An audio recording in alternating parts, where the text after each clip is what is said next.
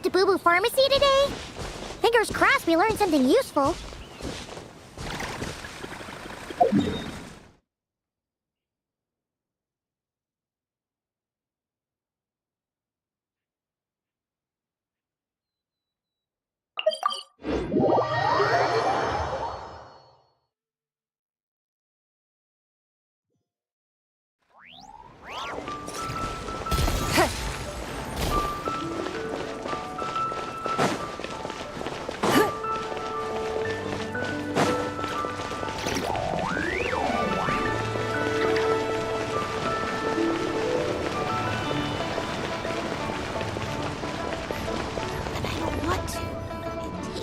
So let me get this straight.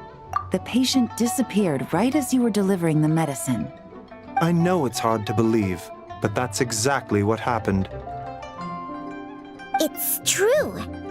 1 minute she was there, and the next she was nowhere to be seen. Hey, it's Yelan! Fancy seeing you here! Oh, is this a bad time? Not at all. Just a small roadblock in the case I'm working. Mingguang asked me to investigate a patient named Lu Shangshan. If you're here to find her too, then you're out of luck, I'm afraid. She went missing this morning. What? According to Dr. Baiju, the patient vanished right under his nose. But it just seems like that should be impossible.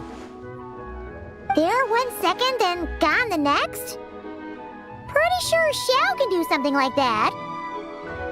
Then you're suggesting this Lu Shangshan is the vigilant Yaksha in disguise? Or some other adeptus? Guess not. But this is so weird. How can a living person just vanish into thin air? Unless Linny decided to take his act to Liyue? Who is this Linny you speak of? He's... Oh, never mind. Paimon's just grasping at straws. Let's set aside the how for now, and focus more on the where. You mentioned this patient has a strong obsession with achieving fame and recognition? Yes. She kept talking about becoming a renowned archaeologist and making a name for herself. So, are we looking for a place where it's super easy to become famous?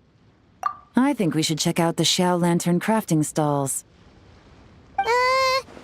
Because it's easy to become famous by making Xiao Lanterns? Not exactly. When the people of Liyue need a solution to a problem, their first thought would be to pray to the gods and the Adepti. If her wish is to become famous, she might write it on a Xiao Lantern in the hopes that the fabled White Horse Adeptus might make it come true. That certainly sounds probable. Turns out, the White Horse Adeptus might be a lot closer to home than she thinks. What was that? Nothing! Let's go check out those stalls!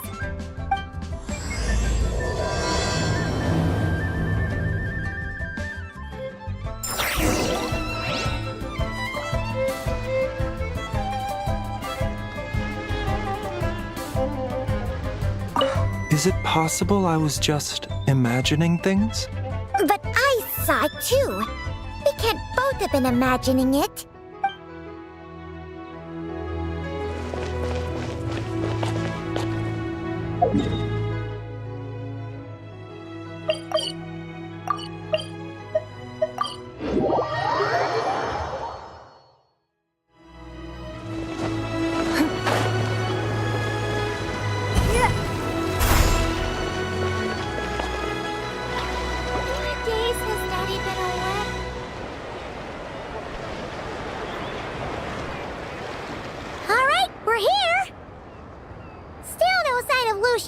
Though.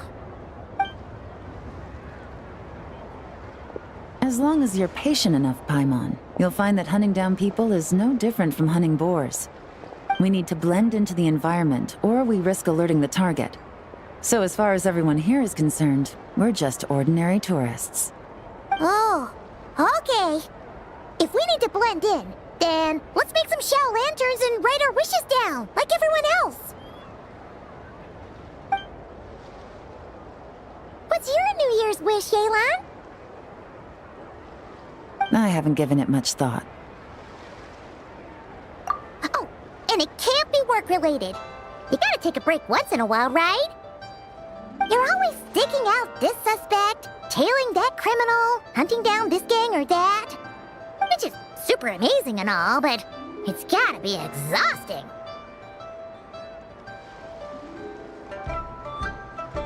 Really getting into this, huh? You set to blend in, right? Come on, it's all part of the act. So you gotta think of something. Then I suppose it'd be to go traveling the next time I get the chance. Traveling? That's our bread and butter. Wanna join us? Thanks for the offer, but my desk is piled high with reports on your exploits. And that's not quite the kind of traveling I had in mind.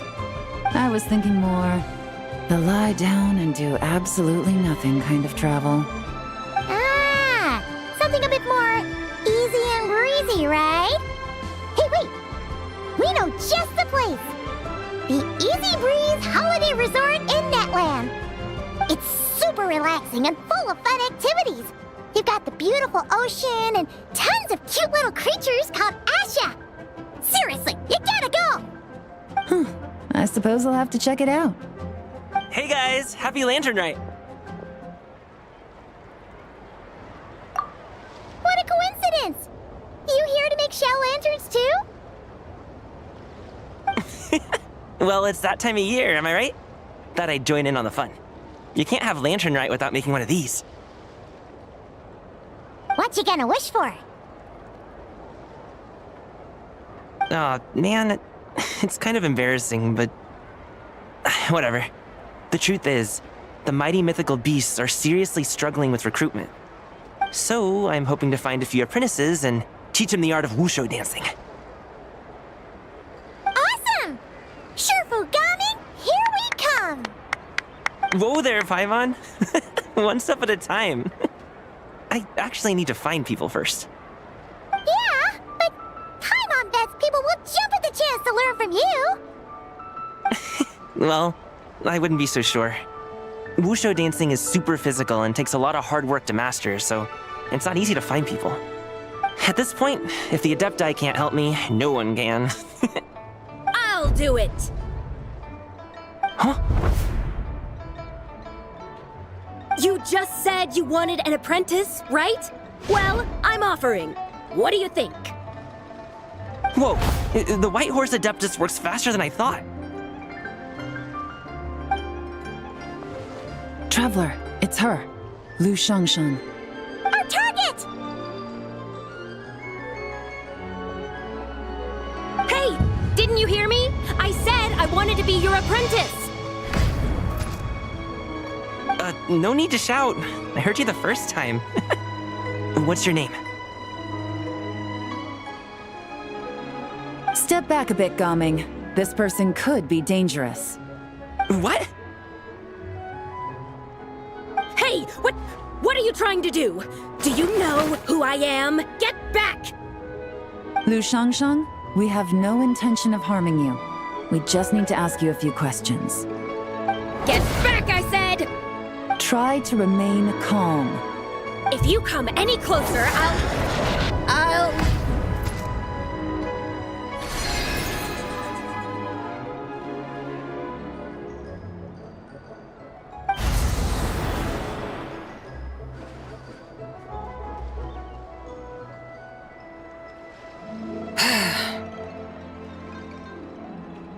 Little wisp of a being.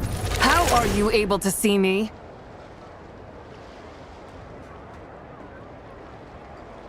So what if I am? Leave at once! You, a mere mortal, whose own life hangs by a thread, would dare reach for the power of life and death? Unless you wish to be condemned to eternal damnation, you would do well to abandon this foolish endeavor. I shall speak on this no further.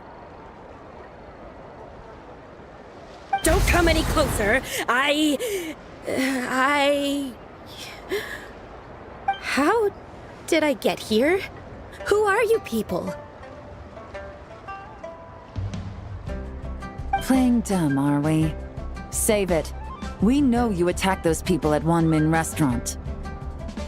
What? No, I would never. You must be mistaking me for someone else. You don't remember. Of course not. How could I do such a thing? What about the photo you took near Truong Terrace? What photo? What's going on? It's like she lost her memory or something. Well, this complicates things. I'll take her back for questioning and let you know what I find. Take her away. But I didn't do anything! I swear! That's weird. She seems so normal now, but she doesn't remember anything. This is just great. An apprentice falls right into my lap, and now she's gone! Don't worry, Gaming. This is a special case. I'm sure you'll find one soon. Unless you're gonna pony up and offer a real solution, Paimon, I don't want to hear it. Gaming? What's up with... I'm done here. I'm gonna go find an apprentice, and I won't take no for an answer. Gaming, wait! Is it just Paimon, or was Gaming acting super weird just now? What? How do you know? Whoa! So you saw the second deadly self? And you think she moved from Lu Xiangxiang to Gaming? Uh-oh. Then we better find him before something bad happens! Let's go!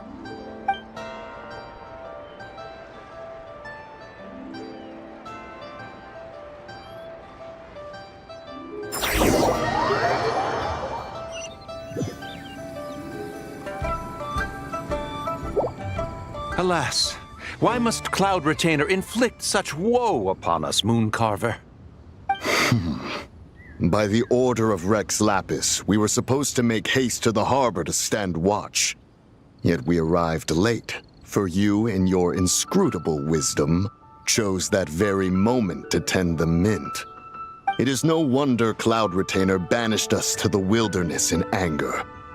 A pity only that I, blameless as I am, was made to share in the punishment. Blameless indeed. You speak as if it was not you who decided to plant all that mint in the first place. Yet now, in its wretched state, overrun by blight and vermin, you would turn away? Utterly heartless, I say. Were I truly that heartless, would I have rescued those seedlings from this desolate wasteland, granting them haven in your hallowed garden? Alas, if blame must be laid, let it fall upon Cloud Retainer for failing to recognize the virtue of our plight.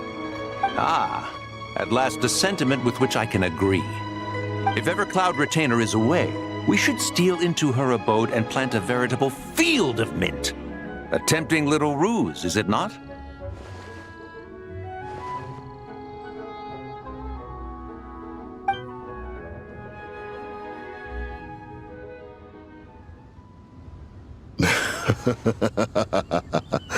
Positively ingenious. Please stop chasing us! Just let us go! Get back here! If you keep running, I'll kill you! Please, we don't know anything about wushu dancing. Just leave us alone! What? You think I'm not good enough to teach you? Just agree to be my apprentices, and then we can talk. That child looks somewhat familiar. Ah, it appears to be the Wushu dancer from Liyue Harbor. I have seen him perform on occasion. Come, let us take a closer look. Has trouble befallen you, young one? Perhaps we can offer aid. Oh, thank the gods! Please, sir, you have to help us. This guy's trying to force us to become his wushu dancing apprentices, and he won't take no for an answer! Oh, so it is you who require aid, not the other way around. Get out of the way, old man! This is between us. Preposterous! You dare to presume we are of a mature age? Listen here, brazen youth. Skilled you may be in the art of dance, yet your offstage demeanor leaves much to be desired. Hold on, Mountain Shaper. Something is amiss. Look closer. Indeed, he bears the mark of something unclean. It spells trouble. You there, depart at once. Hey! You drove off my recruits, old man! You'll just have to take their place, even if you're a bit on the decrepit side. Many years it has been since a being has dared speak to us in such a manner. Now let us see what evildoer has sought to use you as its puppet, young one. You two, you're Adepti! Does that strike fear in your soul? Whoa! 2 Adepti recruits just fall right into my lap? That white horse sure knows how to grant a wish. Coming! Slow down! Wait for us! Jeez, take a hint, will you? I told you to stop following me!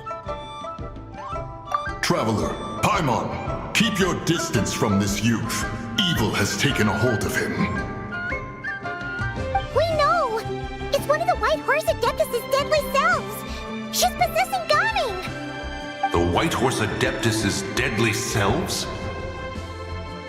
Could it be that Rex Lapis called us to Liyue Harbor for this very reason? Hey! What are you two whispering about over there? Who's gonna be first apprentice and who's gonna be second? It doesn't matter! I'm not the kind of Sufu who plays favorites! Insolent spirit! Be gone from this child at once!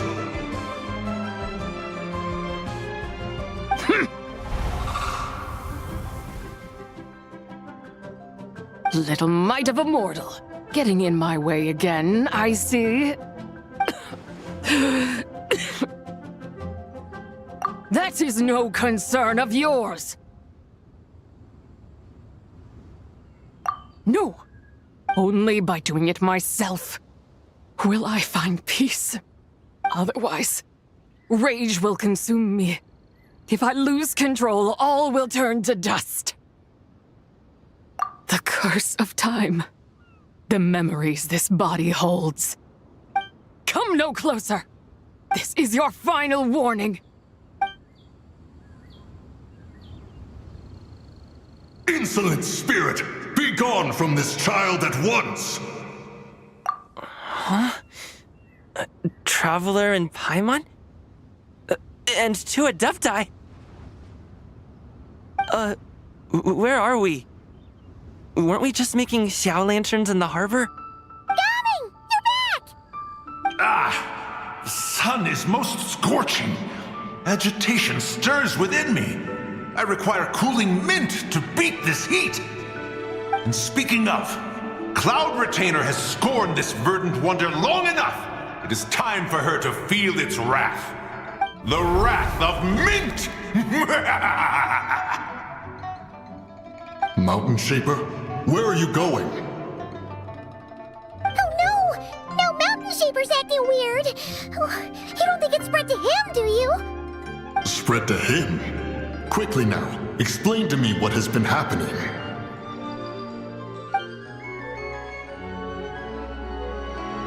What?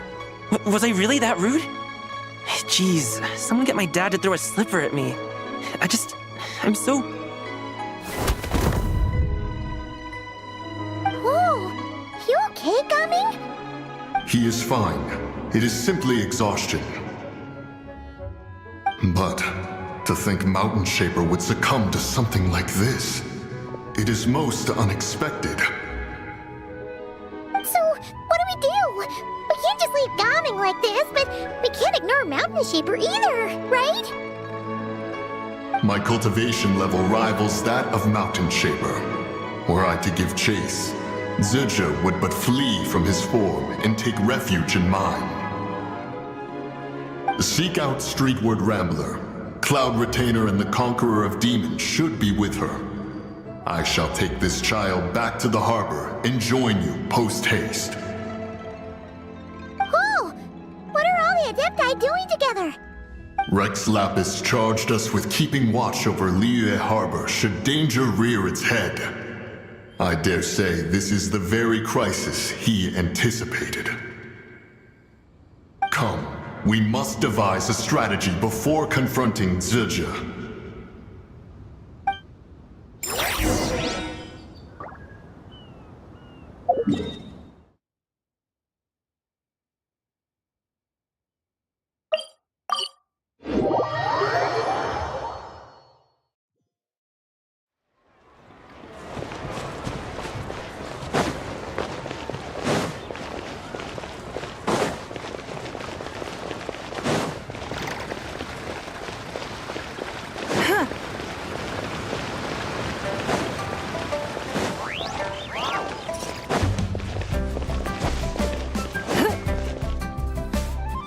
The White Horse Adeptus? You mean the mysterious white mare that aided Rex Lapis during the Archon War? Even if it's not her, there must be some connection. She always avoided us back then, and I never knew why. Rex Lapis's recent trip seems to be related to this person as well. Xianyun! Madam Ping! Xiao! Great! You're out here! Ah, Traveler. It has been quite some time. Oh, happy Lantern Rite, Paimon. You're as lively as I remember. I trust things have been well. Sorry, Madam Ping. No time to catch up. Something terrible has happened. What is it? Has Mountain Shaper gotten himself into trouble? Mooncarver is here with you, but he is not.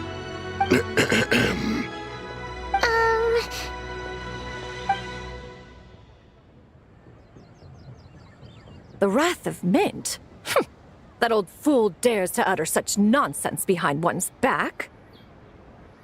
Yeah, that's not really our biggest concern here.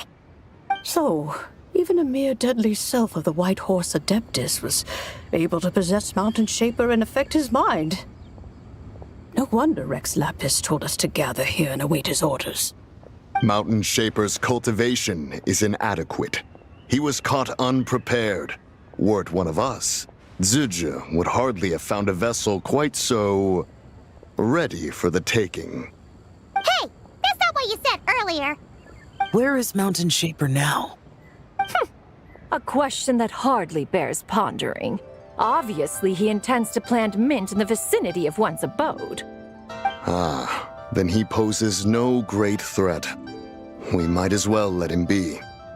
Once he fulfills his wish, it's possible that Zizha will relinquish him of her own volition. Your ulterior motive is most obvious, Mountain Shaper. You two hope for Mount Outsong to be covered in mint. One can see it clear as day. Not to mention, deadly selves are born of malevolent human desires, and naturally pose a great risk to the form and mind of all living beings. We cannot let this go unchecked. Let me handle it. I have relevant experience and know how to deal with such situations. One has no doubt of that. Yet your involvement would likely end in armed confrontation. In one's own estimation, the time for such measures has not yet come. Before his departure, Rex Lapis knew that Zizha was active in Liyue Harbor, yet told us only to wait.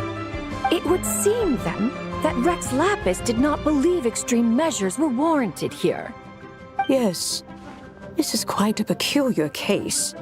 After all, Zizha's possession does not seem to come with ill intent. It's more like she's guiding those she possesses to fulfill their own wishes. There is another matter of import, however. I sense tremendous resentment emanating from her. What could be its source to render her so unable to find peace? She was talking about the White Horse Adeptus memories, right? From what the Traveler said, it seemed like she was about to explode with rage. But why? With Rex Lapis away, if we wish to understand that which occurred in the past, we shall have to ask her directly. She also mentioned the Curse of Time. What could that be about? Perhaps erosion. Indeed. We are of the same mind. I heard that ancient clans in the mountains once regarded the White Horse Adeptus as the daughter of time. It seems there was some truth to that, after all. The daughter of time. Cursed by time? Time does not treat everyone equally.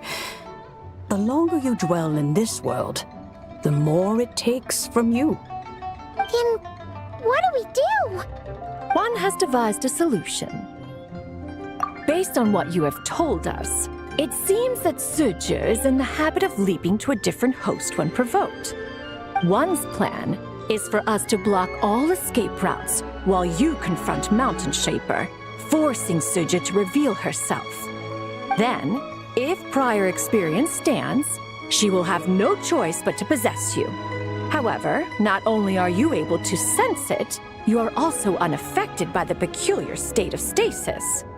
In other words, in that moment, you would have the chance to either subdue or persuade her. That is akin to walking straight into the lion's den. Allow me to go instead. Yeah! Isn't this plan a bit too risky? Why doesn't Paimon try first? After all, even if she got possessed, it's not like she would pose a danger to anyone. Paimon's wishes aren't all food-related, you know. One would not suggest this course of action if one had any such reservation. Time and again, the traveler has proved immune to Zuje's influence. Consider for a moment why that might be. Oh yeah! That's what the First Deadly Self told you, right? Perhaps your time in Nodcry left you with the blessing of the newborn moon goddess, traveler. And this White Horse Adeptus clearly has a profound connection to the moon. Indeed. Indeed. I see. Have you other concerns, Conqueror of Demons? I was just trying to fathom why Rex Lapis left without explaining the situation in detail. But now I think I understand.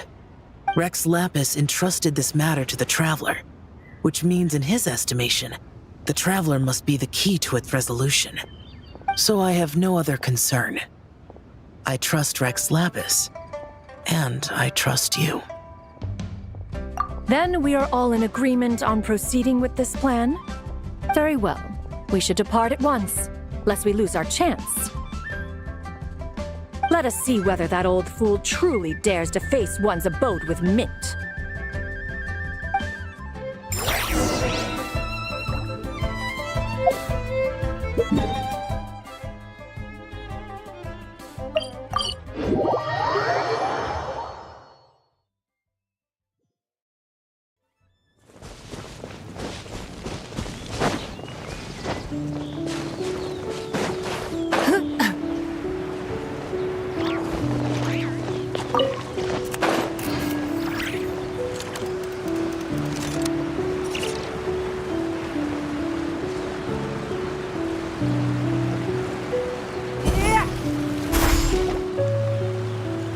One mint, two mint, let us plant a whole slew of mint. Once I reach 10,000, Cloud Retainer's abode shall be Mount Outsong no more, but rather Mount Mintsong. Oh, to behold the look on her face when she is confronted with such verdant splendor! Mountain Shaper, you dare disturb the tranquility of one's abode.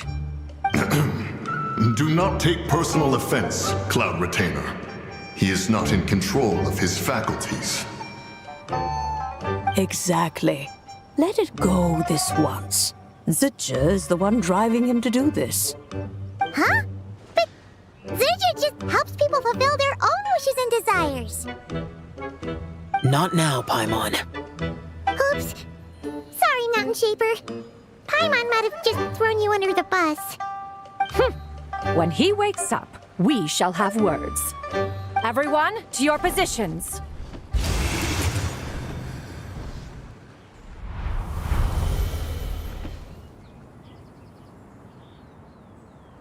Be careful.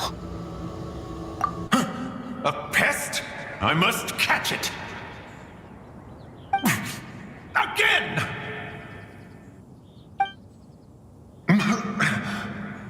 Oh, young one, it is you! Don't tell me. Cloud Retainer sent you?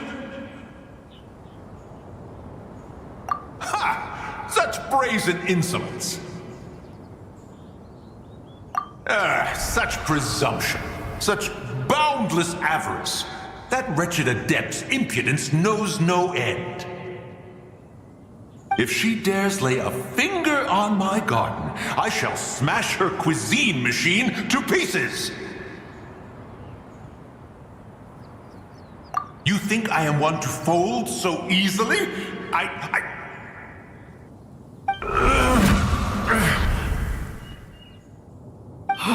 Insolent mortal!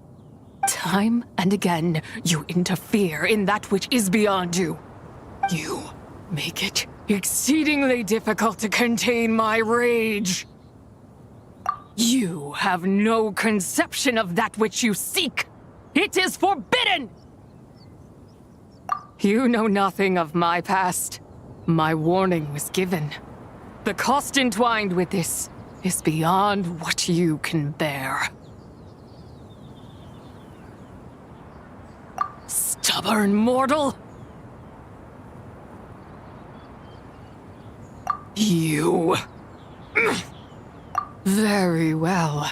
If death is what you seek, who am I not to oblige? Come, let us see the extent of your resolve. Your wish is to behold the curse of time and the memories of this form? Then, let it be granted.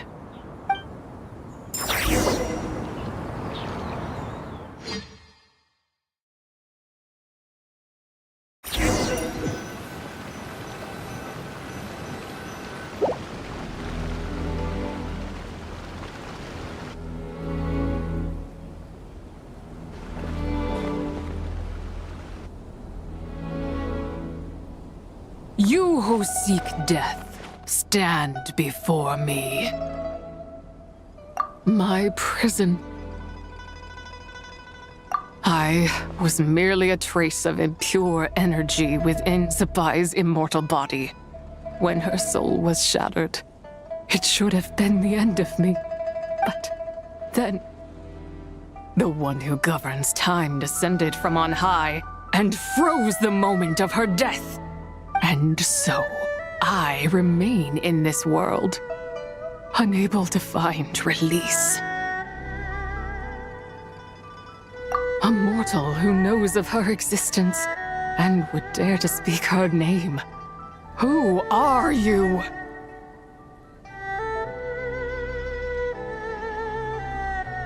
Help. No, there is nothing we can do for each other. Her power, the one who governs time. It has surrounded me ever since. A blessing and a prison, all at once. No, I have been asleep in this prison for countless years, until a familiar presence woke me. Then, through that mortal girl's eyes, I saw it. As pure and bright as ever, unchanged across the millennia. It was the moon. That place is called Chiwang Terrace. Did later generations rebuild the altar in a new location? It looks just like the one used to honor Zapai. Could it be that traces of what happened back then still remain in this world? That memory is embedded deep within the essence of Zapai's soul. It is one that should have been forgotten. Yet, it is precisely that which haunts my every waking moment, fuels my rage, and denies me a modicum of peace. Now you, a mere mortal, come to seek that which is forbidden. So, let us see whether the fire that fuels your ambition is a hero's wisdom or a fool's courage. I shall relinquish control over this body's curse and let it devour everything within sight.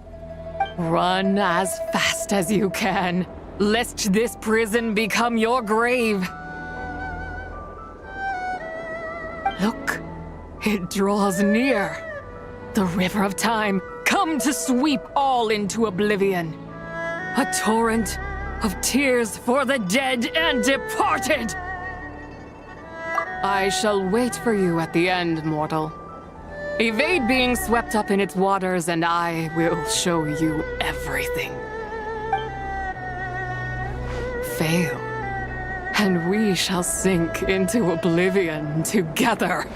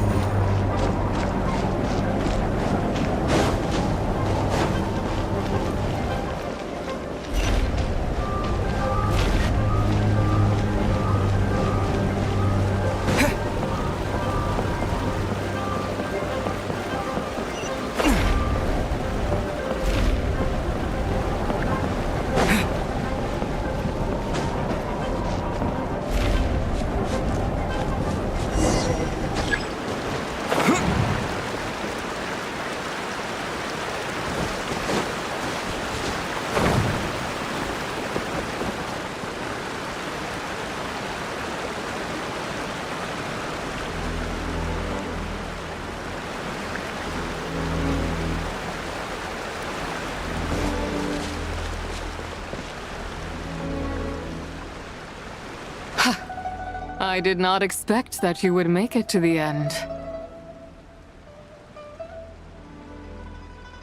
Yes, it would seem even time cannot hold you back. In that case, perhaps this truth is one you can bear. Come, let your wish be granted.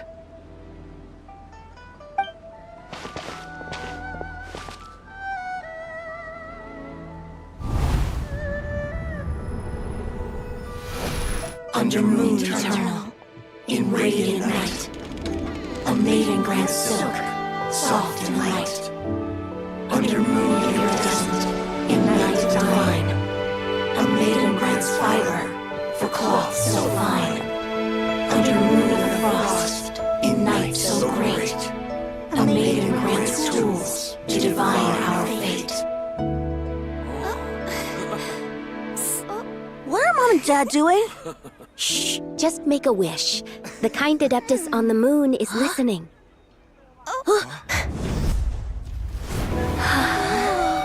Look, it's Lady Tsabai.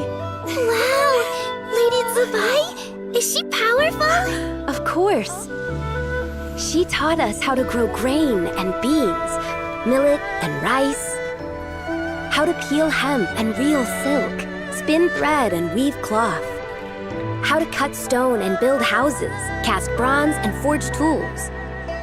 According to Mom and Dad, the Adeptus Tsabai is the god of soil and grain, who blesses our land and its crops. Huh? Lady Tsabai's leaving? It's all right. We just have to wait till next year. She'll be back.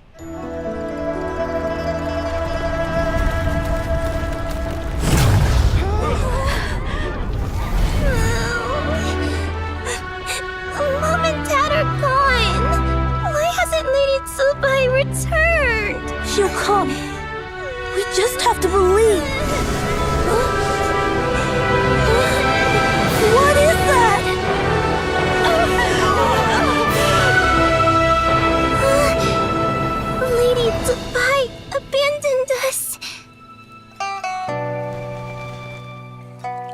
All places tainted by the abyss need to be purified.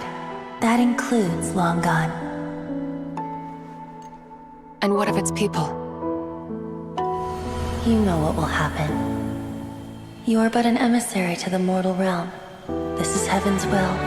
There is no need for guilt, and no place for hope. I wouldn't dare. But the people of Langan honor me, worship me, pray to me. If I do not answer, the guilt will be too much to bear. And if you do, you will meet the same end. Then as their god, I shall die among them.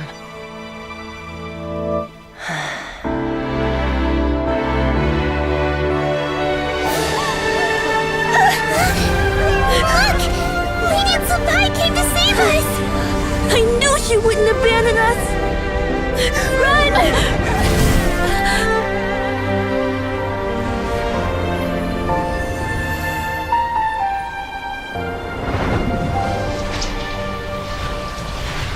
You have done enough.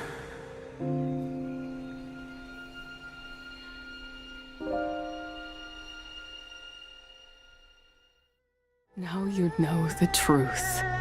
These are the memories that suffocate me where I stand and crush me under their weight. Not just my nation, but the people I loved. Were it within my power, I would ignite a blaze fierce enough to burn a hole through the heavens themselves!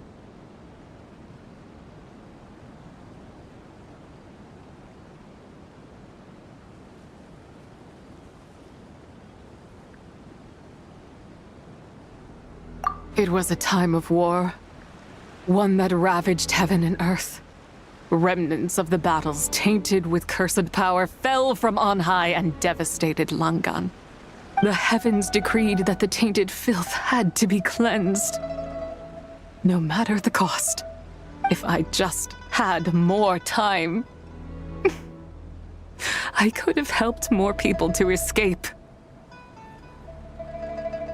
But it wasn't enough! I just needed a bit more, and they all could have survived.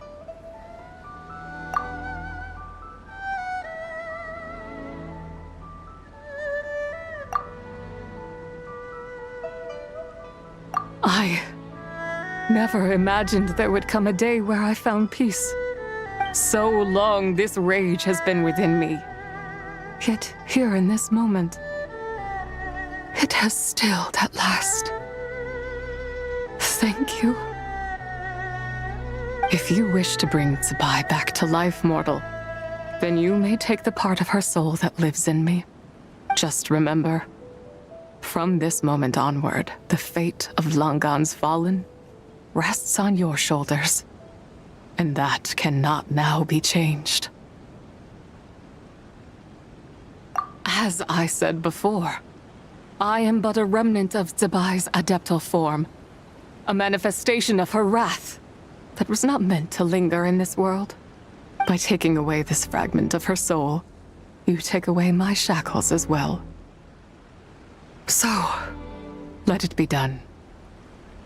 Ah, it's your turn to grant one of my wishes, is it? Very well. In regard to my fate, and that of Langan's fallen, I know there is little I can demand of you. However, should another raise a war banner against the heavens someday, let my name be set upon its cloth. I ask for this, and nothing more. Now, take what you came for. I was a lone moon, shrouded and dimmed in cloud-veiled night. Now darkness breaks, free and unburdened. I reclaim my light.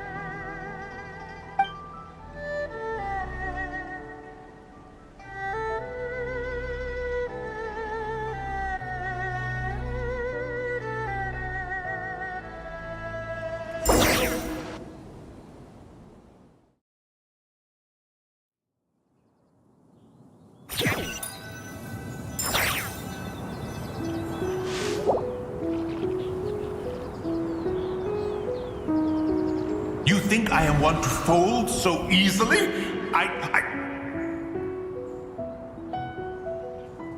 Ah, young one. What brings you here? My, what exquisite mint seedlings. Was it you who planted them? I had not taken you for one so versed in the horticultural arts. I must insist that you visit Mount Hulao. There is much we could learn from one another. Ah, but this is Cloud Retainer's abode. She does not appreciate the verdant wonder that is mint. We should leave at once. If she sees us here, there is little I can do to protect you. You weren't? Was it Mooncarver then? My, what nerve he has. What? Looks like Mountain Shaper is back to normal. Has the matter with Zizha been resolved then? Wow, that was fast. That took, what, like a second? A second to us, perhaps. But for the Traveler, I imagine it felt much longer than that. One's plan was most successful then. And you're all right, Traveler. You don't feel strange in any way? Well, sounds like good news all around. I'm glad this matter is resolved. What is this matter you speak of? The possession of that mortal child? The matter of Zizha may have been resolved, but there is another that is far from over. The mint you planted around my abode. Perhaps you have a moment to spare for a little chat, Mountain Shaper.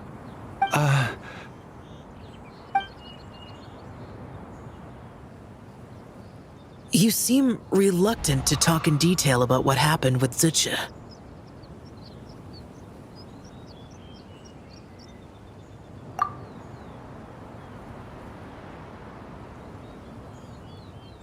Don't worry. I won't ask you to reveal her secrets to me. And I doubt the other Adepti will either. Huh? You don't want to know what happened? The expression on your face.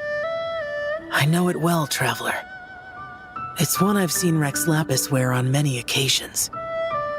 Whatever you learned, it must be too heavy to share. But you're okay, right, Traveler? That deadly self didn't hurt you, did she? Well, as long as you're not hurt, Paimon doesn't need to know anything else. Even so, I hope you feel like you can entrust me with it. If I learned anything from our time together, it's that one should not have to shoulder such a weight alone. Not to mention that certain knowledge brings danger in its wake. I would never want you to feel forced to be the sole keeper of such secrets. Yeah. Kind of like how one person can't finish a whole slime, you know? Better to grab a bunch of friends and eat it all together. Exactly! Wait, no! Paimon's just saying we've got loads of friends who'll be more than willing to lend an ear.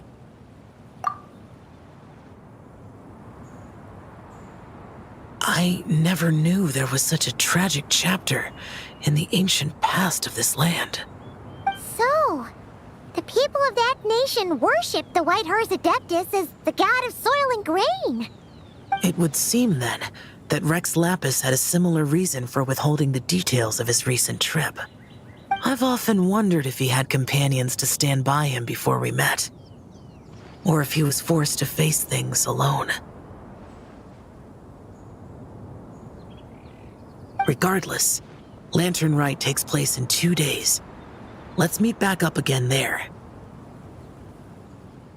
If there's no news of Rex Lapis by then, we'll have to come up with a plan. Fingers crossed it all goes well.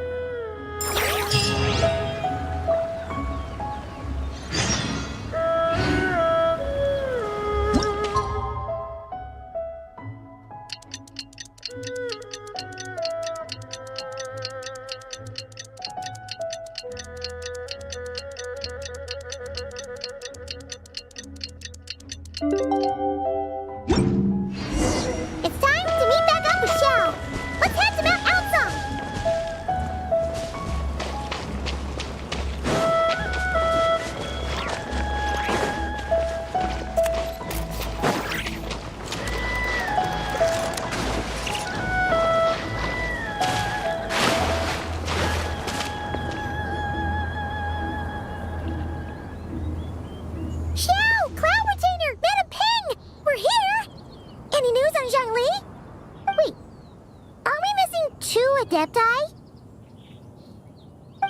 Well, Shenyun banned Mountain Shaper from Mount Outsong for 3 days. Oh, then what about Mooncarver?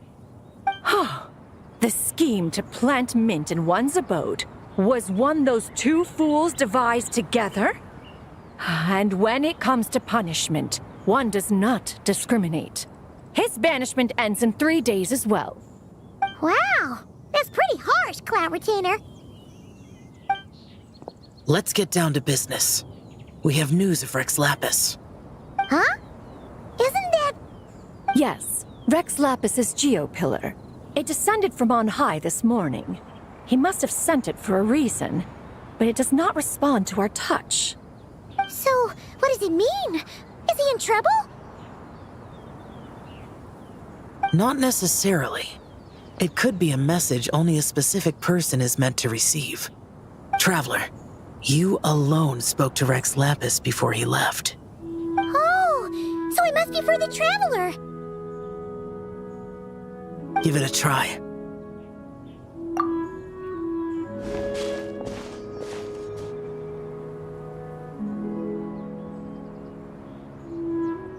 Come to the spring on Mount Qingse. I have left an entrance for you.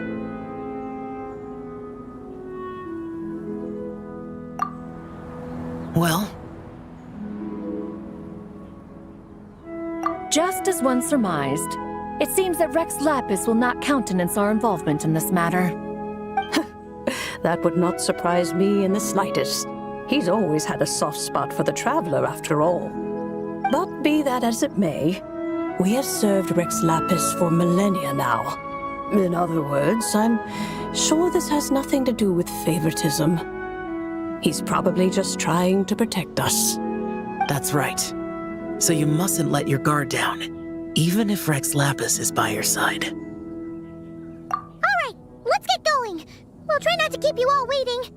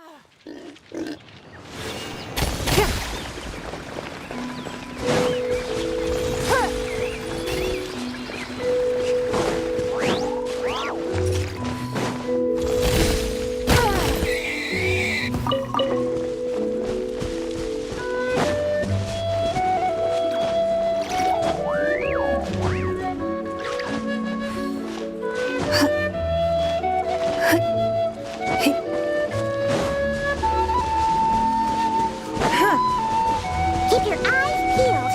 They should be around here somewhere. Another test cell. Solidify! Wait. I got careful.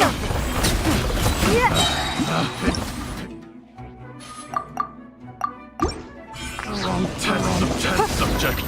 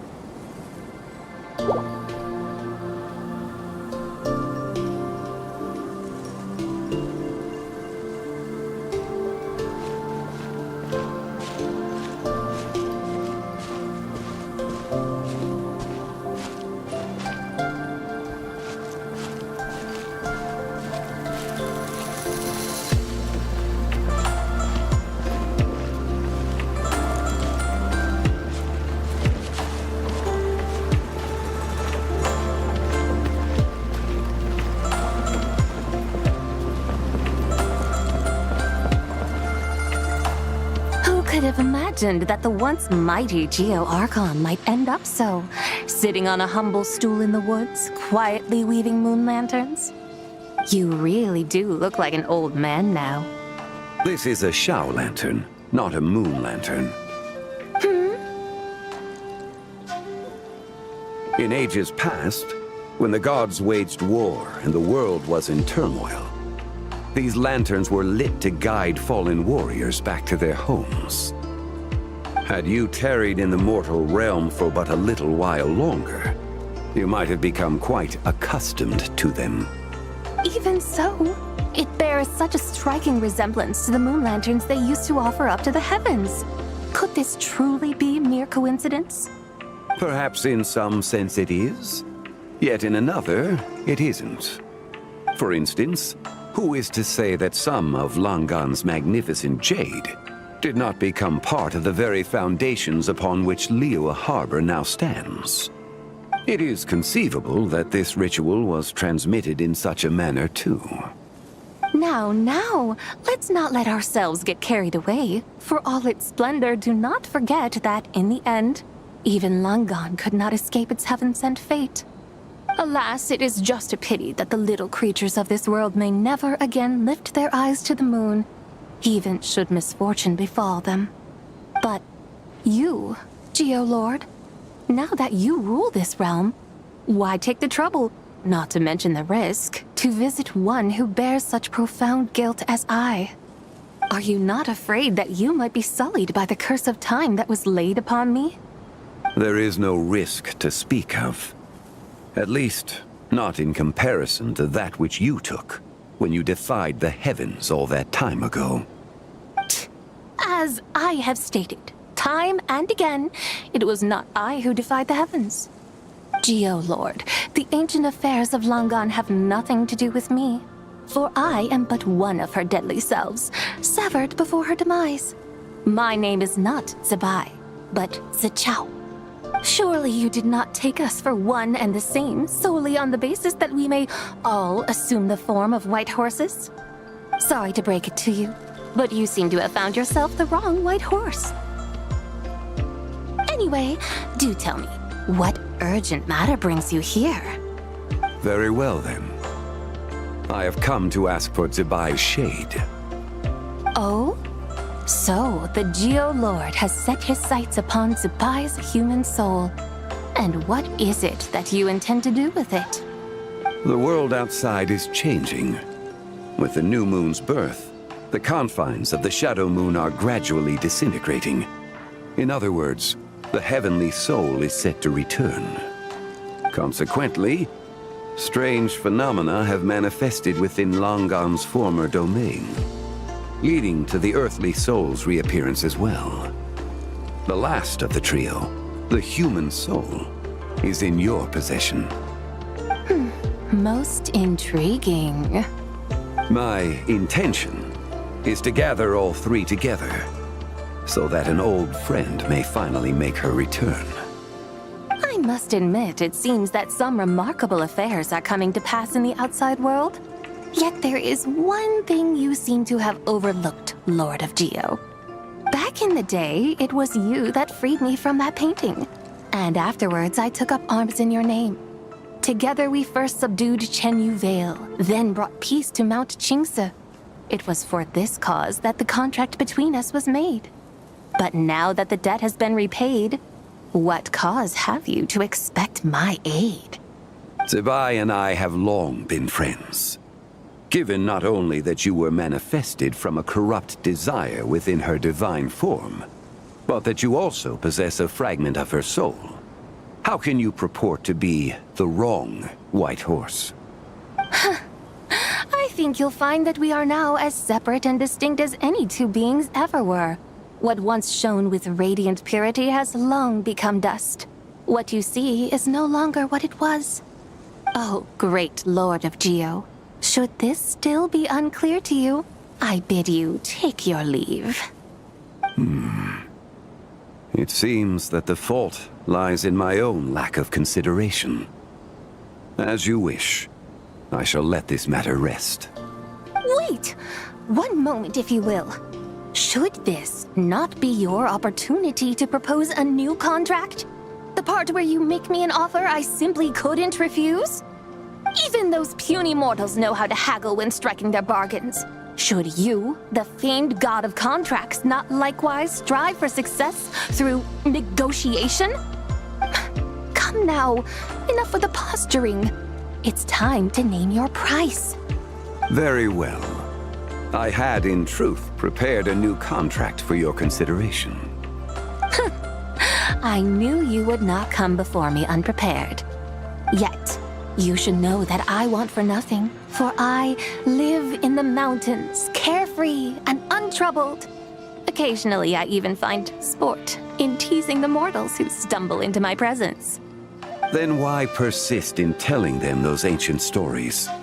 I speak of what transpired before the sky collapsed and the earth sank into itself. That is merely my way of passing the time. And what of it? Would any believe, much less remember, the ramblings of a mountain hermit? Those tales have long since spread throughout the mortal realm. Who? Should my words prove insufficient, I invite you to see the world for yourself. To this end, I have found you a pair of trusty guides. The Lantern Rite is presently underway in Liyue, and should prove quite intriguing for you. So this, then, is the contract you have prepared for me? Indeed it is. Think of it as a contract for a one-day festive excursion. Surely you do not hope to offer this in exchange for Tsubai's shade. The foundation of my very existence for a little excursion seems a little steep, wouldn't you say? Why not see for yourself? You can always decide afterwards. The final determination, of course, shall rest with you. Is that so? Then perhaps this deal might not be entirely off the table after all. Where then are these guides of which you speak? Hey, it's Xiangli! Oh, we've been looking for you everywhere. We thought you might have gone missing. You're here. So these are my guides. Well, well. They certainly look the part, I'll give you that. Guides? Oh, you poor innocent little creatures. The benevolent Lord of Geo has soaked you to me, which means that for the rest of this day, you belong to me. Sold us to you? Just what have you gotten us into, Xiangli? The situation is not quite as dire as that would sound. I ask only that you accompany my Adeptus friend on a tour of Liyue. I would suspect that depends on how well you entertain me. Entertain you?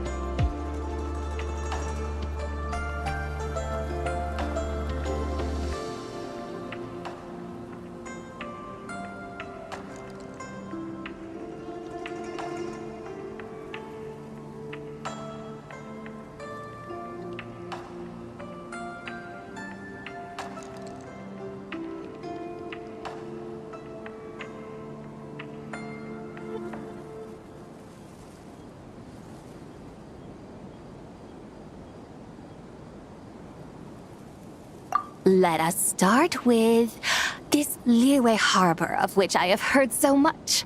Nowhere is quite so fascinating as a place teeming with little mortals. How come this Adeptus sounds so different from what Paimon imagined? Okay, we'll take care of it. They're Get ready to find out why they call Paimon the best travel guide in all of Tibet.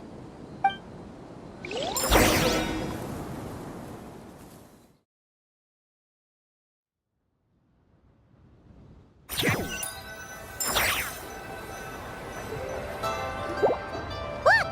We've arrived at Liyue Harbor. Not only is it Tibet's busiest port, it's also the beating heart of Liyue. So, dear Madam Adeptus, where would you like to go first? With humble fare and wine to sip, in comfort clothed and soul at ease, one eats, and all the heart's ills cease. So we're heading straight for the good stuff? Well, you're in luck, because Paimon's an expert when it comes to food. There are two main cooking styles in Liyue: Li cuisine, which is all about mountain delicacies, and Yue cuisine, which is centered on seafood. The most famous restaurants are Liyue Pavilion and Shinyue Kiosk. Oh, now Paimon's starting to drool. Guess our only option is to go try them both. 2 meals, back to back. Both sound like excellent options to me. Are these the kind of establishments that most people might visit on a regular basis? Not exactly. Both Li cuisine and Yue cuisine are known for their pricey ingredients. Definitely not what you'd call the budget options. But don't you worry about that. Just think of it as Zhang Li's little treat.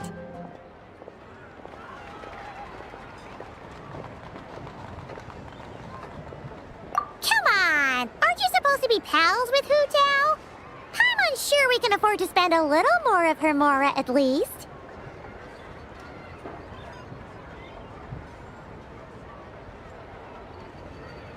Hey! All Paimon wants is to provide our Adeptus with the best possible experience here. Don't you want that too? Both certainly sound like worthy choices. Just now, though, I happened to see a porter pass this way. Where might individuals like him go to eat? A hungry porter, huh?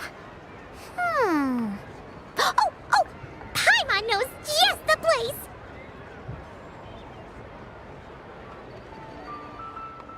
Yep.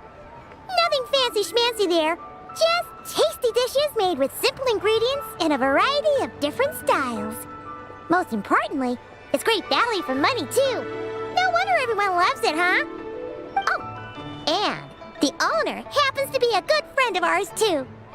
One mean restaurant. Yes, even the name itself feels lively and down to earth. All right, let's make it our first stop. Yippee! That's a great choice, too. Alrighty, let's head over there right away. Paimon can't wait to dig in. Wamin Restaurant, here we come.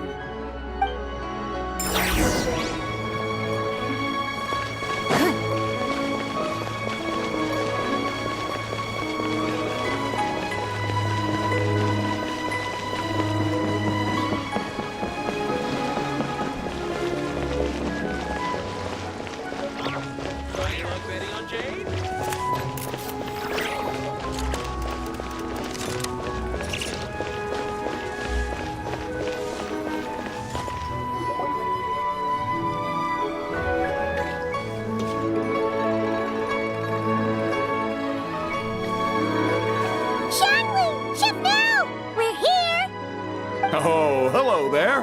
What a surprise to see you two. Welcome, welcome. Hey there, Traveler and Paimon. We're a little busy today, so grab a table while you still can. But I don't think I've met this lady before. Is she a new friend? You could say that. Oh, I see. Well, hey there. A friend of the Traveler's a friend of mine, too. Don't worry, we'll take good care of you. Just order whatever you want, it's on the house. By the way, I'm Zhangling. I cook here at Wanmin Restaurant. What's your name? Miss Xiangling, have you ever heard of the White Horse Adeptus? Of course. What about her? I am her. and she is me. Huh? You mean you're an Adeptus? Oh, you young'uns crack me up. Come on, Xiangling. You've got to keep up with the times. Haven't you heard of cosplay? It's like a role-playing game where you dress up as famous characters and pretend to be them. Seriously, it's all the rage, and it looks like this young lady is quite the expert. Your friends sure keep their fingers on the pulse, huh, Traveler? Wow, Dad. Didn't know you were so tuned in. But how come I haven't heard about it? You gotta listen to our customers. Didn't I tell you to spend less time chasing after wild vegetables and more time making friends? You're even more out of touch than I am. Hey, I like making friends too. Isn't that what I'm doing right now? Anyway, even if it is just a costume, is it alright if I still call you Whitehorse Adeptus? Of course it's all right, because that's exactly who I am. Okay. I can see you're really committed to the role. How about I call you the real Whitehorse Adeptus instead? In that case, you can call Paimon the real traveler.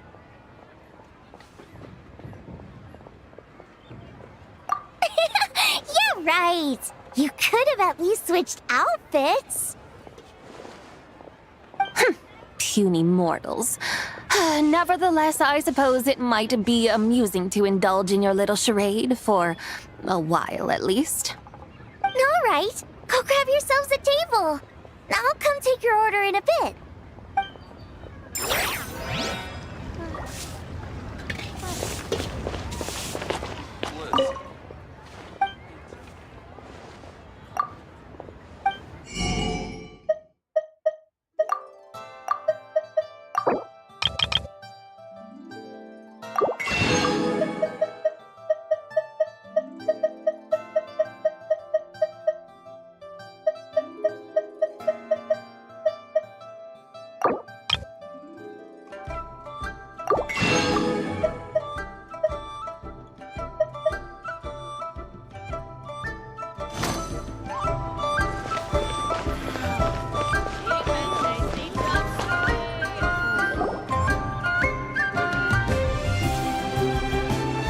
Hello. May I ask if Miss Xiangling and Chef Mao are here? Yeah, they're just over there. Wait a sec. Aren't you? So, what would you like to... You're... Hello, Miss Xiangling. It's me, Lu Xiangxiang, the one who broke some stuff here at your restaurant a few days ago. I just wanted you to know how sorry I am. I honestly don't know what came over me. Please forgive me. Oh, it's you. You really gave me a fright that day, young lady. You didn't actually get food poisoning from our blackback perch stew, right? Come on, Dad. She's come to say sorry. It's all right, Miss Lu. You must have been feeling a bit off that day. You're looking so much better now, though. Why don't you grab a table, too? This one's on the house. No, I couldn't possibly. Hey, it's totally okay. We all feel under the weather sometimes, especially when we're away from home. Go on, find yourself a... yikes. Looks like all the tables are taken. Wanna come sit with us? We've got an extra seat over here. Thanks, guys. So what would you like to eat today? Feel free to order anything you like. I should very much like to sample your renowned poisonous blackback perch stew. It wasn't poisoned. That was all on me. So that's one portion of blackback perch stew. How about you guys? Paimon wants... Sure thing! Looks like Paimon's having trouble making up her mind. Anyway, I guarantee you'll love it. Let me think. Well, since the blackback perch stew is on the spicier side, I guess it makes sense to balance it out with a serving of stir-fried shrimp. And since it's Lantern Rite season, you better try out the triple-layered consommé and come and get it too! Those are our seasonal specialties. As for the carbs, since we've got a full table, how about some right at home? Along with our special chili mince cornbread buns. Trust me, you won't be disappointed. Then for dessert, I'll whip you up some Lucky Snow Delight. I just came up with it a few days ago, and I can't wait for you to try it. Wow! Sounds like quite the feast! Looks like Paimon's in luck today! Am I the only one who thinks that's way too much? Not at all. Don't worry, I know what I'm doing. And to top it all off, our star dish, Adeptus Temptation. You should know that we don't often serve this here at Wanmin Restaurant. But since this is my first time cooking for the White Horse Adeptus, I'm pulling out all the stops. Okie dokie, just sit back and relax. I'll have your dishes out in no time. Hold on. Did I just hear Miss Xiangling mention the White Horse Adeptus? You did indeed. And you're looking right at her. That's a joke, by the way. She's cosplaying. Oh, I see. Phew, almost believed you there for a moment. Tell me, little one, what business might you have with the White Horse Adeptus? It's a long story. Basically, a while back, I took part in an archaeological dig over at the chasm. While we were there, we discovered a number of relics. Our findings show that they date back to the era of Long Gone, an ancient nation whose people are said to have been the ancestors of some of the modern-day inhabitants of Chenyu Vale. And why might such matters concern the White Horse Adeptus? Because some of those relics not only seem to contain textual references to her, but even depictions of what she looked like. There have long been legends claiming that the White Horse Adeptus was a deity of that era, but there are plenty of other theories out there too. If I could just locate some more detailed records, I'm sure we'd be able to find out so much more. So you're into history? Well, to tell you the truth, I actually joined the archaeological team by sheer accident. But once I'd started down this path, I knew that I wanted to make something of myself. Recently, though, things seem to have taken a turn for the worse. Still can't believe I caused such a mess and even ended up hurting someone. Oh, so you're considering becoming a martial artist now instead? No, I mean, they weren't seriously hurt. It was just a few scratches, and they let it go after my mother compensated them. Either way, my career's pretty much over. And even though both the victim and the Ministry of Civil Affairs say they won't be pursuing the matter any further, my father says he's going to punish me according to our family rules. Family rules? Yeah, he's decided to ground me. I'll have to return to Chaoying Village after Lantern Rite, and goodness knows when I'll be allowed to leave again. Wow, that's harsh. Sounds like the kind of thing only rich, super traditional parents would do. We're not exactly rich, though. All we own are a few tea fields in Chaoying Village and a guest house in Liyue Harbor. A guest house? It isn't Baiju Guest House by any chance? Yep, he's my grandfather. So, you've heard of the guest house before? Small world, huh? Come to think of it, didn't Boss Lu mention something about hoping that the White Horse Adeptus would show up and let her divine power be known? Sure, but Paimon's guessing this wasn't exactly what he had in mind.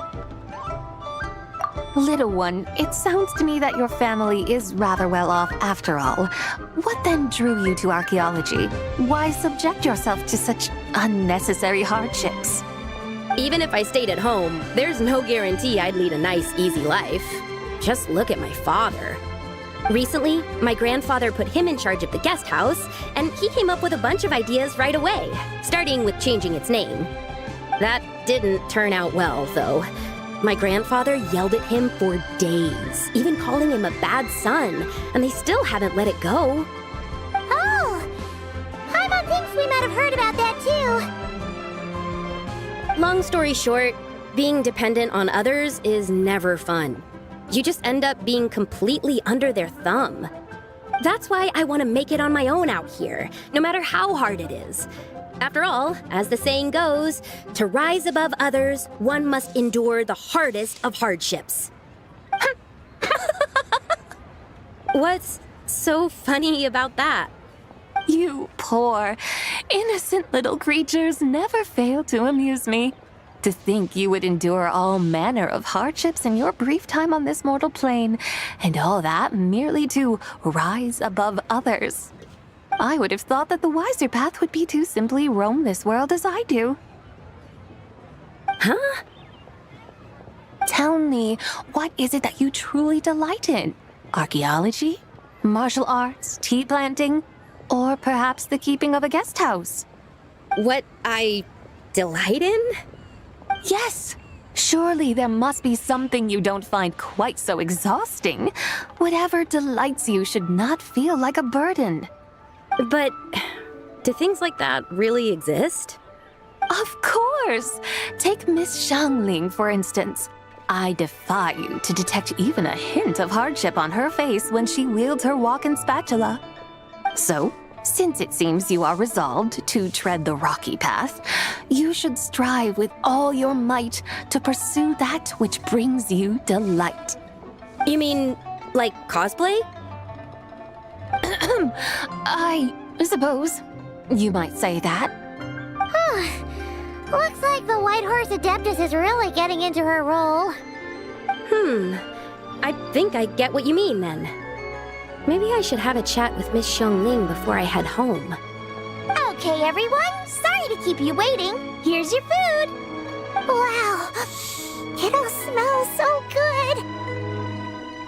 Oh, finally! I get to try that famous poisonous stew. Hey! Didn't you hear what Shang said? It wasn't the stew. If anyone's to blame, it's that other you. What's up? How fiercely this mortal fare burns upon the tongue!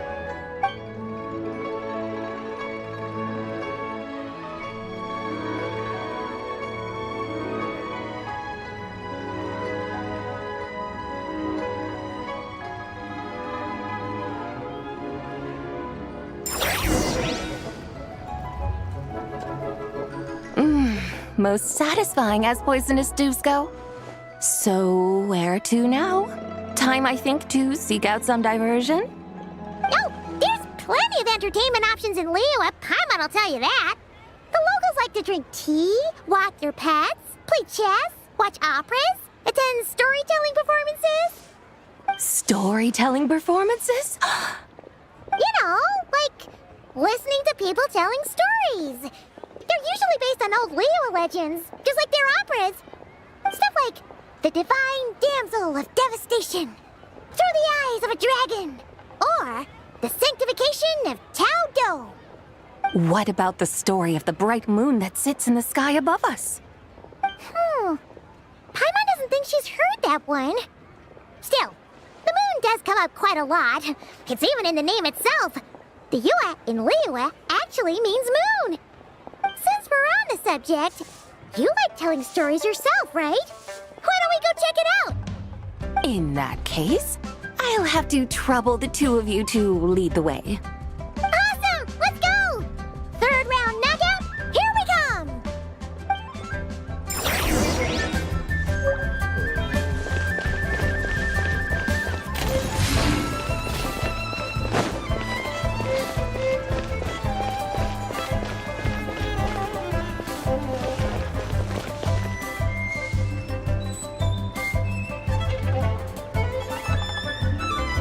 What a tongue twister!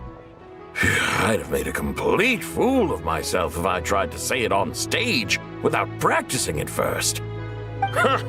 Call yourself Iron Tongue, Tien. Wobbly Tongue, Tien, more like.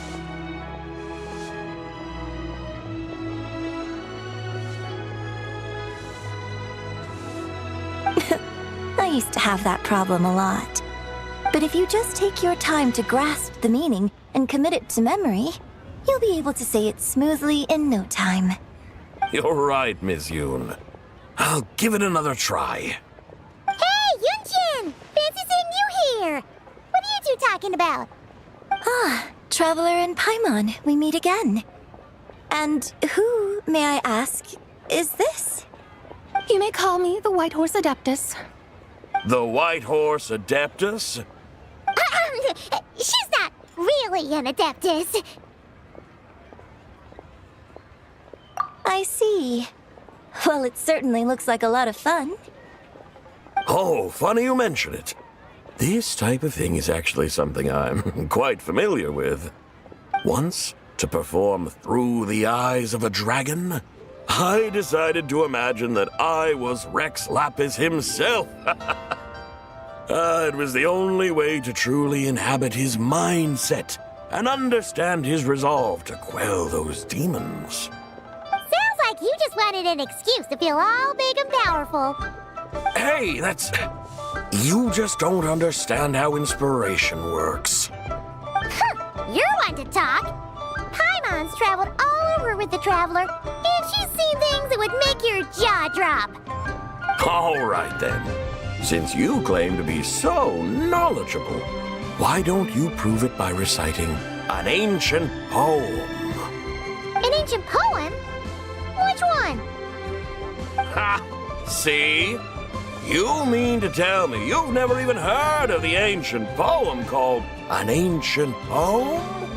What kind of a title is that? Quit teasing, Paimon. We only just found out about that ourselves. He's talking about the writing on those ancient relics. When we first saw it, we couldn't figure out what it all meant. So in the meantime, we decided to just refer to it as an ancient poem.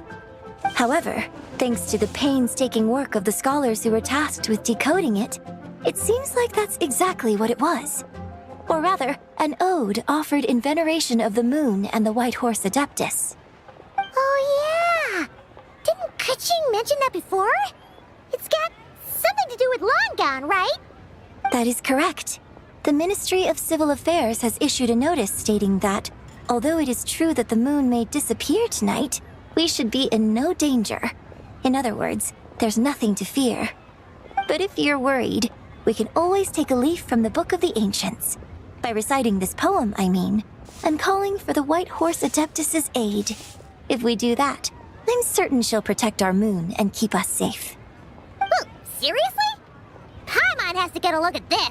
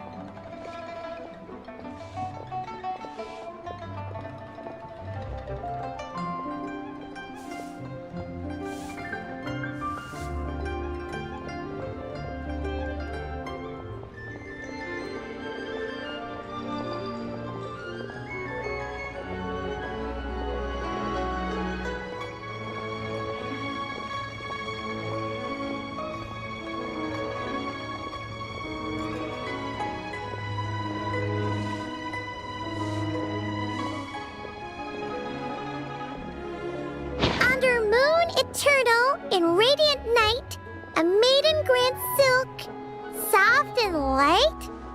What in Tibet's that supposed to mean? Under moon, iridescent, in night divine. Blah blah blah, something cloth so fine. Something about fields being plowed, something else about seeds being sown from the earth. Seriously, what is this? The fields are plowed, the seeds are sown, and from the earth, life is grown. Whoa! You did that without even looking! Bravo! Bravo! We have an expert in our midst. Looks like this young lady really does know her role inside out. If I didn't know any better, I'd have taken her for the real deal. That's because I am the real deal. That's the spirit. This is exactly the kind of mindset I was talking about. Behold, mortals, I am none other than the indomitable Rex Lapis himself. Kneel before my godly splendor. Believe me, young lady, I know exactly why you do it. Back in the day, I was just like you. I must say you are rather amusing as mortals go. Miss White Horse Adeptus, it is a great pleasure to make your acquaintance today. I have some questions regarding the poem, and I was wondering, perhaps, if you might be able to shed some light on it? You want me to explain the full meaning of its verses? Your guidance would be much appreciated. Fascinating. Tell me, do all the people of Liyue still express such reverence for the ancient ways? Well, it's true that we hold a deep fondness for our history, but it is hardly our only pursuit. One of my good friends, for instance, is even more devoted to the modern Fontanian art of rock and roll. Exactly! And don't forget, great practitioners of the role-playing arts walk among us too. People like me and you, young lady. Yes. So rather than placing too much emphasis on our reverence for the ancient ways, it might be better to say that here in Liyue, 100 passions bloom, each with a voice of its own. I see. Then, I suppose it wouldn't do any harm for me to enlighten you. In truth, it is but a simple poem of blessings. Its meaning is this. As the eternal moon rises in the night sky, a maiden adorned with lustrous jade descends upon the earth. She blesses the kudzu vines and mulberry leaves so that they may be used to make coarse cloth that is nevertheless soft, light, and comfortable to wear. As the iridescent moon rises in the night sky, a maiden adorned with lustrous jade descends upon the earth. She blesses the kudzu vines and hemp so that they may be used to make fine, luxurious cloth. As the frost moon rises in the night sky, a maiden adorned with lustrous jade descends upon the earth. She blesses the mugwort and artemisia so that they may be perfect for divination. So she really did come down from the moon? She shows the people how to use the plow and spade to purge the land of weeds, till the soil, and heap up the earth to make it fertile. Then with the hoe, she teaches them to sow their grain, bestowing the promise of life upon every seed. She blesses the millet and the beans, ensuring that their stalks and vines stretch forth without end. She graces the wheat and the rice, so that their heavy heads are filled with plump, glistening grain. Sounds like she's a real pro at all this farming stuff. The fruits of the field are harvested and brewed into sacred wine for honored guests. This we reverently present to the divine maiden, with every ceremonial step flawlessly observed, so that she may witness the depth of our piety and respect. Oh, divine maiden, how can your graceful presence in the sky not seem like that of a fairy descending from the heavens? Oh, divine maiden, how does your pure and radiant form not resemble the guardian spirit of our land? I send my heart's desire, ascending to the heavens, beseeching you to grant us good fortune and blessings in the coming year. Huh? So, that's what it's supposed to mean? I find myself speechless, moved beyond the power of words to convey. Oh, young lady, you have shown me the heights to which a true role player might aspire. A truly remarkable performance. I did not anticipate that anyone could unravel this poem with such depth and clarity, and so soon after the Ministry of Civil Affairs noticed, too. I'd even begun to consider myself somewhat versed in the matter, but as they say, there's always someone more knowledgeable out there. allow me to extend my thanks to you, Miss Whitehorse Adeptus. You are far too humble, young one. I must confess, it is I who have been surprised, not only by you, but also by this Liyue harbor of the present day. Ah, so you're not from Liyue. And what, may I ask, has surprised you about it? Oh, it's nothing really. Just some old memories scattered here and there. Very well, my guides. I suppose it is time we set forth on the next part of our excursion. I'd like to go see that wharf now. What say the two of you? No problem! We'll take you wherever you want. Oh, leaving so soon? Before you go, allow me to introduce myself. I am Yunjin, director of the Yunhan Opera Troupe. May I ask your name in return? My own name is scarcely worth mentioning, but since you asked, perhaps I'll tell you the title of that poem instead. Huh? So, it isn't actually called an ancient poem? Of course not. Its real title is Odes of Long Zabai. Odes of Long Zabai. All right then, until we meet again.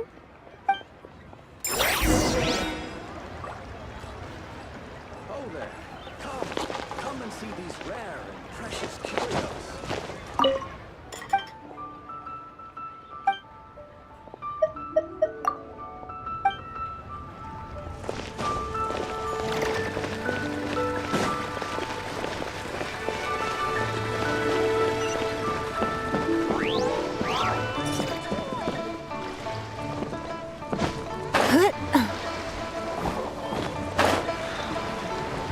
Could that be She's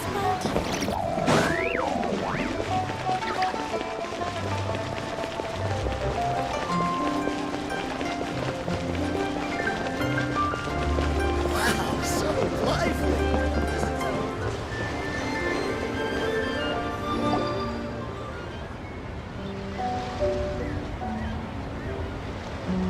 Hey, Ganyu! I almost forgot to mention. On my recent trip to Nodcry, I came across something really fascinating in the Frostmoon Scion's library. I found records in their collection of another divine envoy living on the moon. A divine envoy on the moon? You don't think it could have been referring to the Whitehorse Adeptus too, do you? No way to say for sure. Still, the similarities between our legends are intriguing, to say the least. Isn't it amazing? Especially when you consider how far apart we are. It truly is. We might live in different lands, but when we look up at the night sky, we all see the same moon and stars. Right? It's like we're all bound together, no matter where we are. When you think of it like that, it's almost as if our friends from other nations will be right here celebrating with us. Isn't that a wonderful thought? No wonder you were so excited to go see the giant lantern when you first got back. Sounds like you're a real fan of the Whitehorse Adeptus, huh? I guess you could say that. Just a pity she's so elusive. Even Granny's never met her, you know? Maybe she really is just a legend after all. Hey, Yanfei and Ganyu! Trust, Paimon. The Whitehorse Adeptus is as real can be. Huh? Oh, look! It's the Traveler and Paimon! Feels like I haven't seen you two in, like, forever. Happy Lantern Rite. It's so good to see you again. Hey, you two. Happy Lantern Rite. Did I hear you right just now, Paimon? Does that mean you've actually seen the Whitehorse Adeptus? She has indeed. And now, so have you. Huh? And you are? Why, who else? The Whitehorse Adeptus, of course. Could you maybe start with something else next time? You're the Whitehorse Adeptus? That's right. Allow Paimon to introduce you to our new friend, Zichao. She's been low-key obsessed with cosplaying the Whitehorse Adeptus ever since we met her. I see. Well then, greetings, Mrs. Chow. My name is Yanfei, and recently I've been low-key obsessed with learning everything I can about the White Horse Adeptus. I'm sure the two of you will get along like a house on fire. Oh, and by the way, I'm Ganyu. So, Mr. Chow, you must be here to see the giant lantern too, right? A horse-shaped Zhao lantern? Is that what I think it is? That's right. A lantern made to honor the White Horse Adeptus herself. Isn't it gorgeous? Huh? What are you laughing at? Both the lantern and myself. What do you mean? Oh, this lantern truly is an artistic masterpiece. But tell me this, have any of you ever seen a horse before? Come to think of it, Paimon can't remember ever actually seeing one herself. What about you, Traveler? This horse appears to be mid-trot, but it has adopted what is called a lateral gait, where the legs on one side of the body move together in unison. A rather rare sight indeed. Just now, I suddenly pictured myself, I mean, the White Horse Adeptus running the same way. The image was so absurd, I could barely contain my mirth. Oh, really? I never knew that. You learn something every day, huh? Oh, come on! It's basically a giant piece of fan art! Who cares if it's different than the original?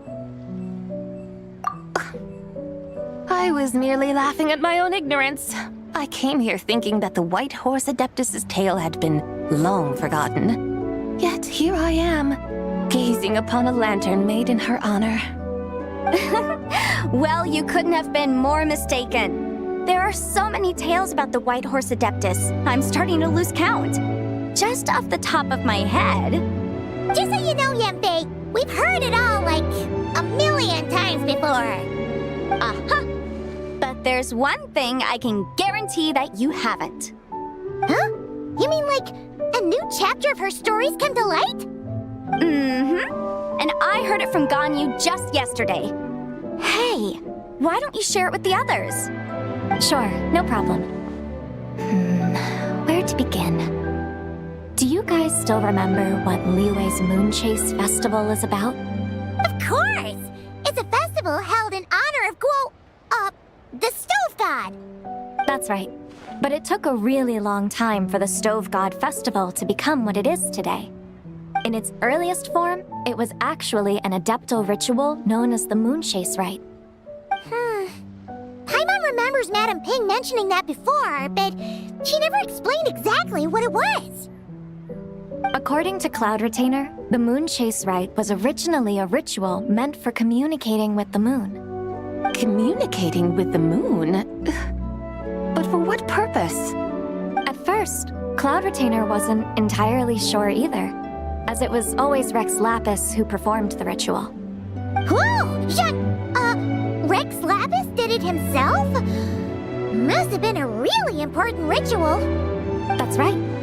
Unfortunately, despite numerous attempts, they never actually received any response from the moon, which is why they eventually stopped performing it. But then, just yesterday, Kutching took a picture of the moon being obscured by a dark hole to Cloud Retainer and asked if it had anything to do with the Moon Chase Rite.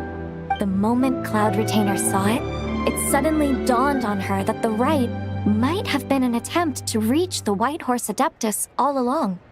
Does that mean Zhang Li's been trying to bring back the White Horse Adeptus all this time? So how about that? Bet you never thought there might even be a link between the White Horse Adeptus and the Moon Chase Festival.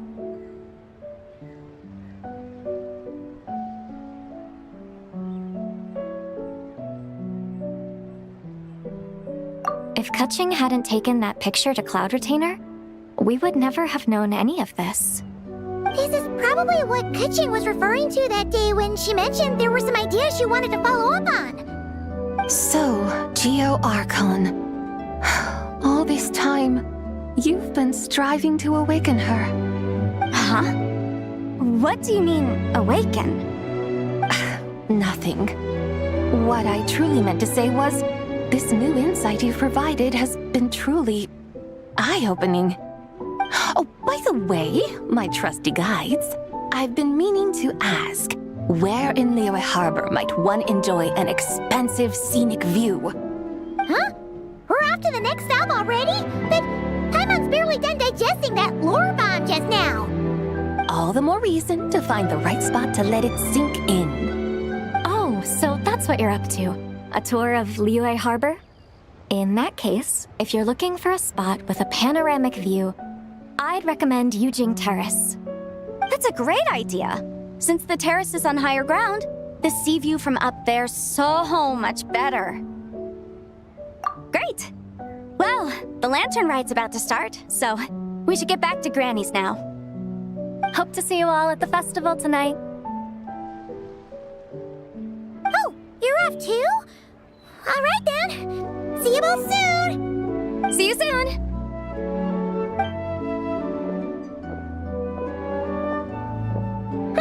Very well, my guides.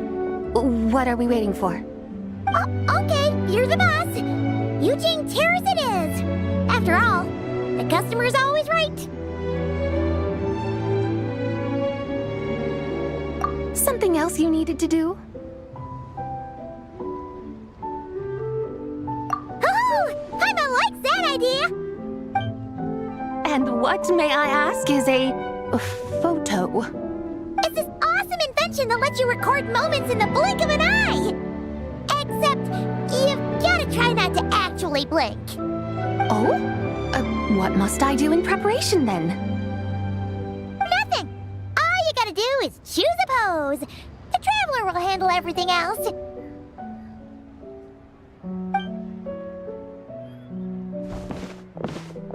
Come on, let's give it a try. Look, we got a great picture. Paimon's gonna call it The White Horse Adeptus Meets the White Horse Adeptus in Liyue Harbor. Huh. They've even discovered a way to preserve moments in time. Now I truly am curious to witness what else these mortals might accomplish. Very well, let us proceed. Yujing Terrace lies in that direction, does it not? Hey, wait for us!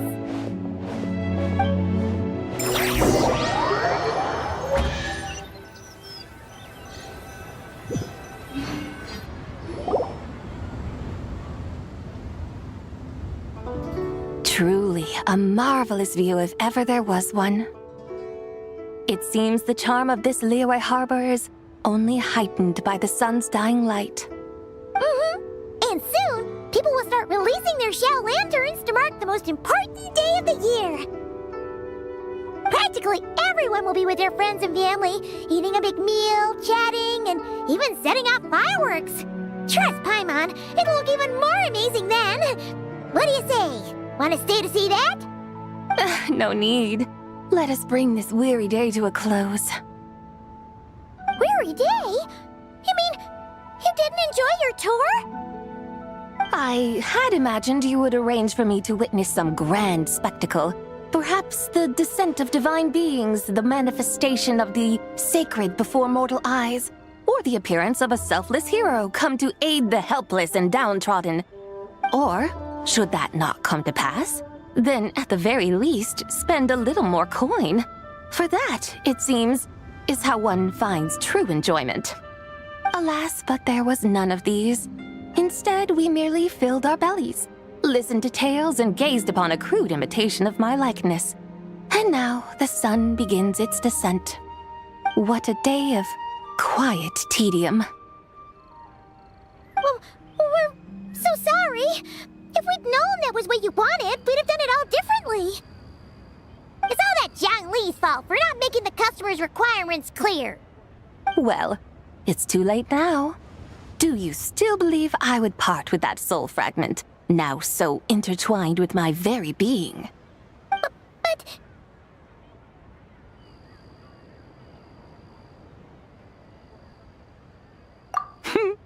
I knew you were the more astute of the pair. Huh? You were just trying the realm of the Geo-Archon has a way of making one more stony-faced. So, you were just pulling Paimon's leg? Of course. I was merely engaging in a little banter with the two of you. Long ago, I shared tales with various mortals who chanced upon my mountain abode. Never did I imagine that those stories would endure. It seems I greatly underestimated them. Perhaps, as your Geolord said, a few pieces of ancient Langan's magnificent jade have truly become part of the very foundation of this land. So, you've decided to help us? Again, that goes without saying. I made up my mind some time ago now. When I beheld a rather intriguing scene as I set foot in this city, I saw porters passing through the alleys, setting down heavy wooden crates from their weary shoulders, peddlers pushing carts as the kites and lanterns upon them rustled gently in the breeze. I saw cooks cooking, actors acting, scholars reading, soldiers marching, children playing, elders resting, officials officiating, and the common folk absorbed in this or that, reveling in the simple joys of life. Some, it seems, have already found that which stirs their hearts, while others continue to fret, troubled by uncertain futures. Yet, in this gentle and serene order, each holds fast to their anticipation, not only for the celebrations to come, but also for the first light of the morrow. Scenes I once yearned to behold now unfold before me, no longer in Langan, but in Liyue Harbor, thousands of years on. How wondrous is this mortal realm! Thank you, Whitehorse Adeptus! Thank you so much! Adeptus, Adepti, perhaps the singular art in which we are truly proficient is that of sequestering ourselves within the high mountains. But once we leave our mountain refuge, we find ourselves drawn back to mortal ways all the same. So, it is I who should offer my thanks to the two of you. Traveler, Paimon, you have made this day more delightful than any I've known in a long, long time. Come now, and take what it is you need. You mean, like, right now? But don't you think we should wait for Zhangli? That won't be necessary. All things shall meet again in their time, for the waters know no rest, and the flowers their appointed season. One need not fear that life is but a journey of goodbyes.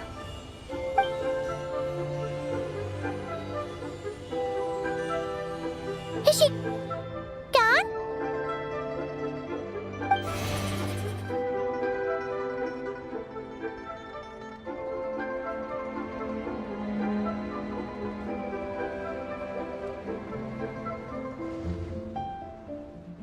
Yes, she's gone.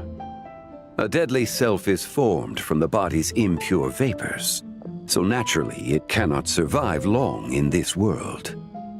Had it not been sustained by the remnant of Zibai's soul, it would have faded away a long time past. Now that the remnant is gone, it has severed its ties to the mortal world. Zhangli! When did you get here? A while ago. Paimon would have thought you'd at least want to say goodbye.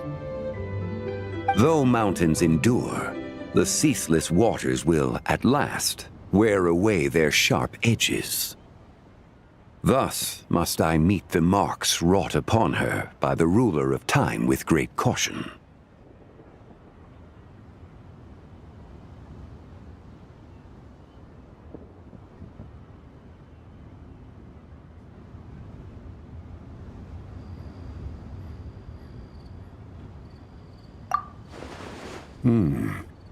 It may be goodbye for now, but someday we will meet again. Really? And when might that be? Who can say for sure? Years and years from now, perhaps. Or maybe tonight, At the lantern, right? Are you saying that if the White Horse Adeptus were to be resurrected, she'd still have the memories of the 3 deadly selves? That she'd still remember us? We will find out soon enough.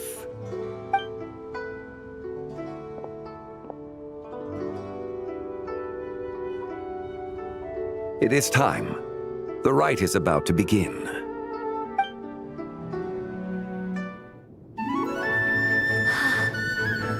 The rite is about to begin. Is the moon really gonna disappear? Got your lanterns ready, everyone? All set. Might be about time to put eyes to the sky. Wouldn't you say, Tianchuan? Look!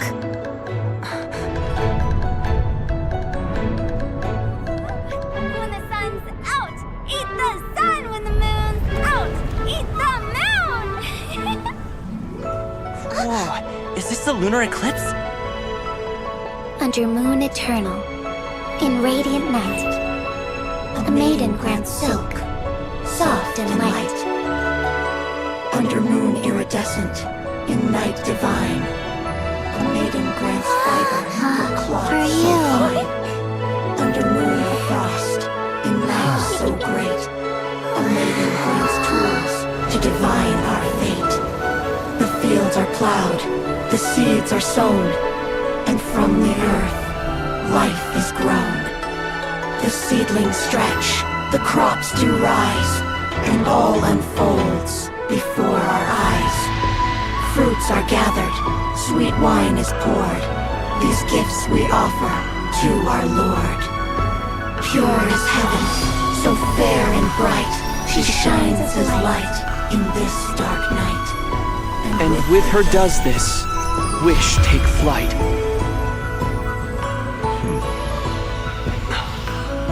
Devoted soul, scattered and unbound. Let this lantern guide you home. By its light be found.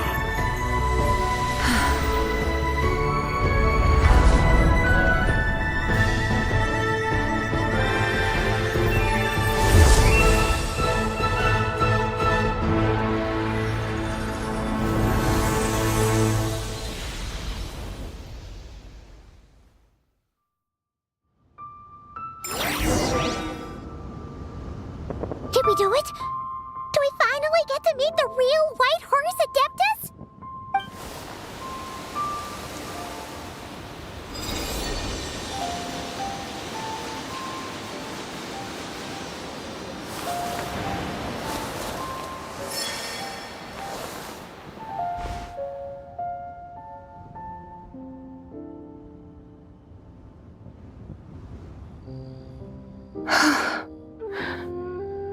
This place.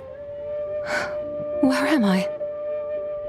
A familiar land, now known by the name of Liyue. Liyue? The peaks adorn the clouded moon. Then, who might you be? Oh no! She seems to have lost all her memories after all. And those countless lights in the sky. What are they? These lights, each like a dwelling in glad accord, usher in this day of joyous rebirth. And whose rebirth might that be? That of my old friend, Zabai. Zabai? Yeah, that's you! Don't you remember anything at all? That's... me? Oh, yes. The envoy of the Lunar Palace. My name is Zabai, indeed. Then you must be... the Lord of Geo, Heaven's Star. Many years have passed since we last saw one another. Zabai, my friend, welcome home. Home? But why does this place, this Liyue, feel at once so strange and yet so familiar? Who you are? Who are you? I remember now. You are that young Wushu dancer, the one who seeks disciples. How fares your quest for disciples? It must have yielded a truly prolific body of students by now, I trust. Hey, you've got it all wrong! You're talking about gaming! But I could have sworn... Oh, that's right. You're that impudent blonde youngster who kept meddling in my affairs. And to think you even had the audacity to presume yourselves worthy of being... What was it again? Ah, yes, of being my guides. How very wonderful to see you again, my most faithful and beloved guides. I trust all has been well in my absence? Well, she finally got it right. But that sudden mood swing felt even weirder. It's like her head's packed full of slimes. It is possible that her cells have not yet settled. After all, they've only just been brought back together. It may be some time before she fully recovers. Huh? You mean, kinda like she's still half asleep? That I cannot say for certain. Perhaps a few days, perhaps a few years. A few years? Mortal years are but a poor measure when divine beings tread the realm of dreams. Well, if you say so. Anyway, at least she's whole again, right? That already seems like a pretty good outcome to Paimon. Yes, there is little cause for worry. We need only wait and let time take its course. Say, what are those little creatures over there up to? Celebrating Lantern Rite, of course. And those lights up in the sky? Those are all Shao lanterns. This year, each and every one of them carries a little wish inside. Lantern Rite. Then, may I join in too? Of course! Why else do you think we've been running around like headless chickens these past few days? Tell you what, Traveler, why don't we take the White Horse Adeptus out to celebrate? Who knows? Maybe seeing some familiar faces might help her find her feet? Hey, Zhangli! You've got some time on your hands now, right? Why don't you come along with us? By no means a bad idea, Paimon. Oh, and Zabai, before Paimon forgets, when we meet the others later, remember to wish them a happy Lantern Rite! Happy... Lantern Rite? Happy Lantern Rite! Yes!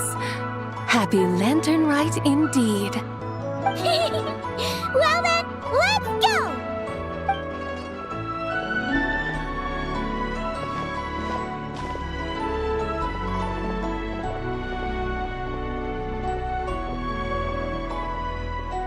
Lantern Rite. A night of joy, reunion, and moonlit blessings for all.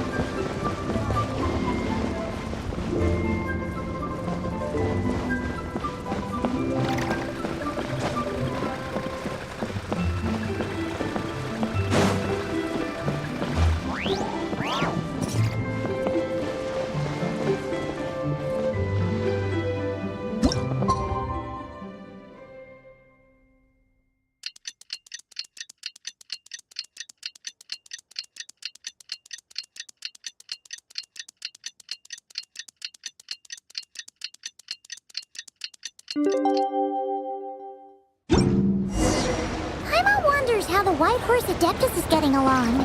Maybe we should check in on her? We could ask Zhangli where she is.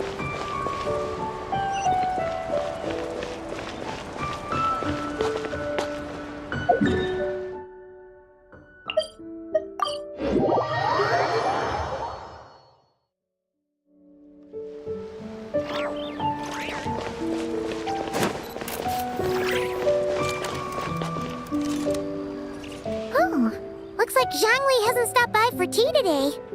Hey, are you two looking for your friend? Try going up that way.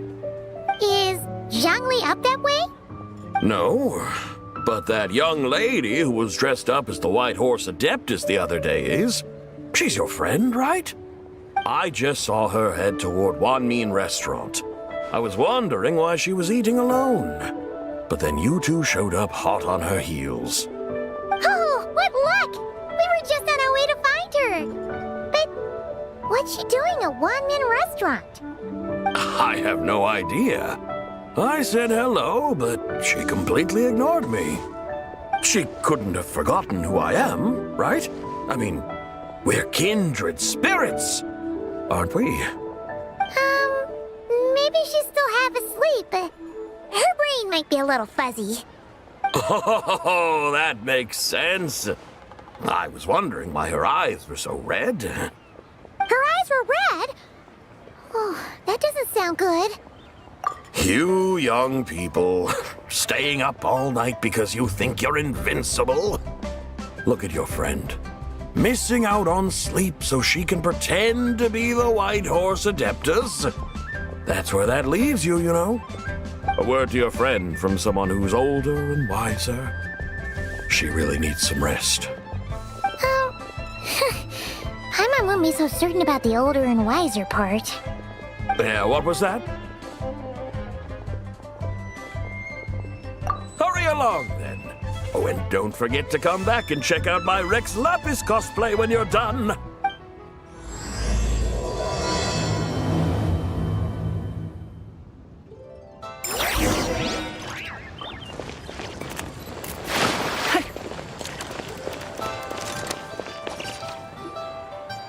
Where's the proprietor? Come out and see me at once!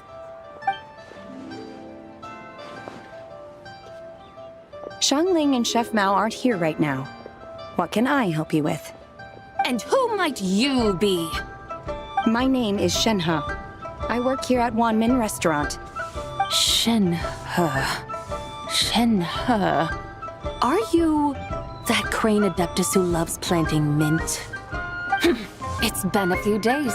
Have you improved your gardening skills? Did you manage to cover the slopes with mint? Mint? I don't know anything about mint.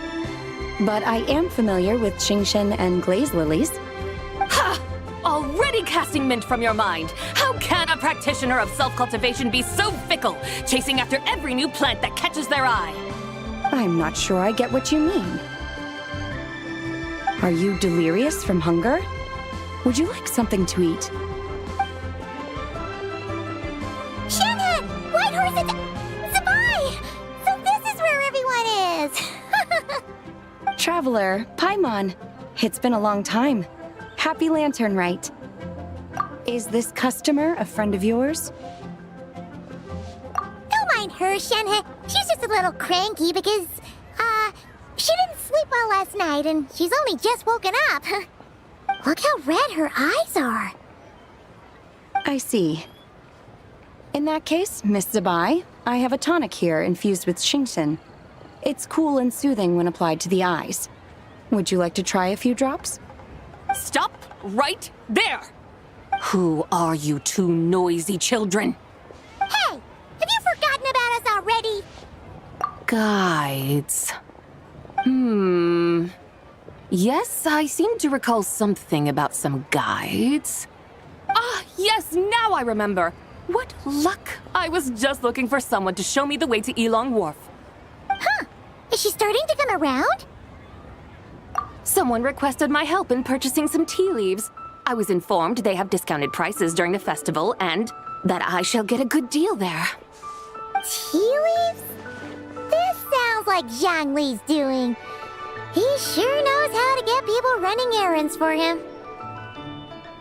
Your friend Rex Zhongli initially requested the most expensive tea, but then a young lady in a hexagram hat mentioned he'd burned through the Wangsheng funeral parlor's yearly expenses at an exhibition a few days ago.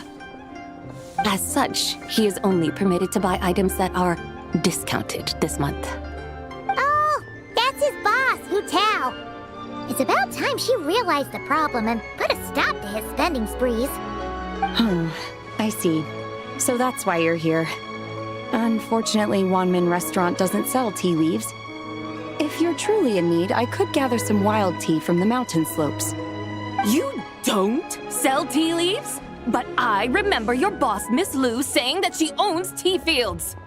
You really should get some rest. The person you're talking about isn't the boss of Wanmin Restaurant. She's just like you. She came here to eat. Is that so? Life really is full of surprises. What surprises? Your brain really is as gooey as a pack of slimes. I can't believe Zhongli entrusted you with going all the way to Yilong Wharf and buying tea. That would be excellent, my dutiful guides. Yes, Miss Crane. I apologize profusely for my improper behavior just now. Please forgive me. I completely understand. Master often says that the human body is like a mechanism in need of regular maintenance. When a person cannot rest at night, they are sure to become irritable and on edge. Miss Crane, you appear reasoned and compassionate on the surface, yet I sense dark forces churning within your spiritual core. Those red ropes you wear are what bind them, am I correct? You can sense that? Indeed. I also sense that with your strength, you might try undoing one or two of those bonds when training. Untie Shen has ropes? Wouldn't that be risky? Though the use of red ropes to bind the soul is a wondrous technique, practitioners must eventually learn to break free from external aids and look within themselves for restraint.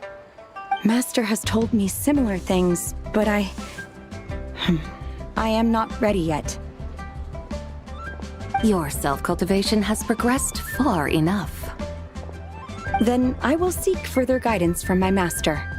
If you still have doubts, you can find me at the Baiju Guest House. I'll be taking up residence there for a while.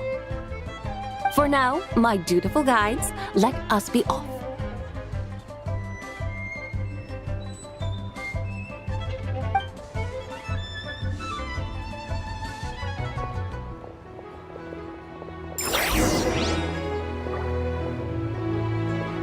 Should I save this money or invest it?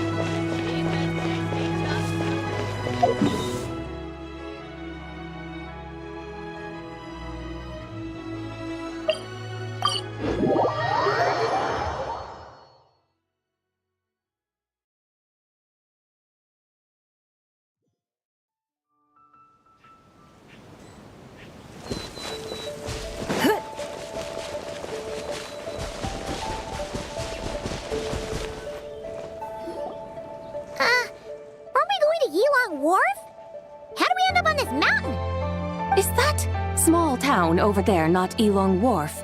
I sense a familiar scent wafting through the air. You're right! Except for the smell part. Paimon doesn't smell anything. That is because this scent is the essence of jade, which can nourish the spirit. Oh, yeah! Shen Yuvale does have a lot of jade, but Paimon didn't think jade smelled like, anything. Naturally. This has reminded me of something. And what's that? A few simple tricks for mastering one's power.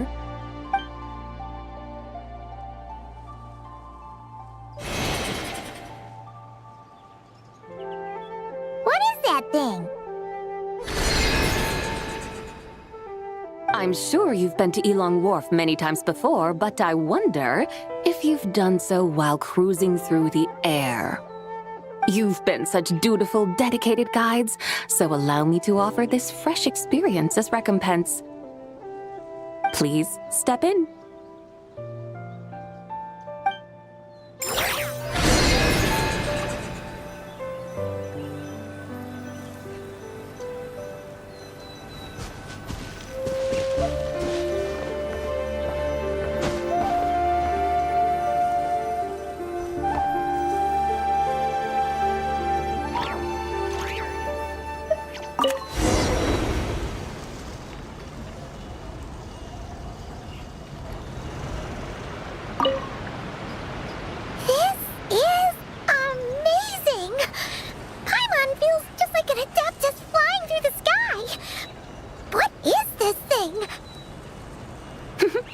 I created it from my memories of the chariot of the Lunar Palace. Many years have passed since I last laid eyes upon it, so there may be some discrepancies. Nonetheless, it is functionally much the same. A lunar chariot? Wow! Paimon never imagined she'd get to ride in one! So, Sabai, does that mean you used to work on the moon? Work. That's an interesting way to phrase it, though I suppose you are correct. I was once an angel, a member of a race tasked with guiding humanity. Then, graced by serendipity, I became a moon envoy. Huh? What's a moon envoy? Some kind of super important angel? As you would understand it, a moon envoy is a job title. Any angel, or non-angel, can become a moon envoy. Does that mean you're not the only one? Of course not. Though my memories are still hazy, I vaguely remember some of my colleagues. There was one who liked to take on the form of an ibis. An ibis? Could it be... Can all moon envoys turn into animals? Does that mean Rauma could take that job? She can turn into a deer, and moon chanters are some sort of Luna envoy anyway, right? Moon chanter? I have no idea what those are. Oh, okay then.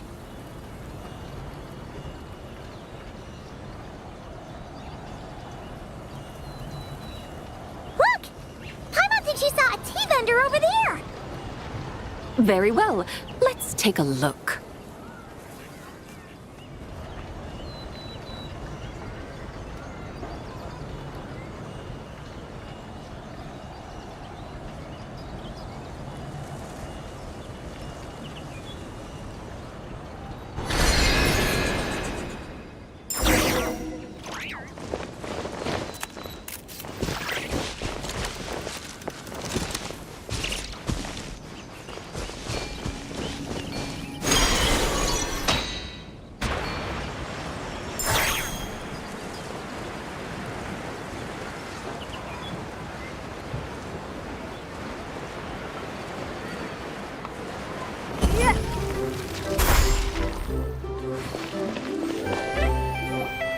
Welcome, please have a look around. We only sell teas of the finest quality sourced directly from Chaoying Village. Right now we're offering a special discount for Lantern Rite. Look over there! Discounted tea!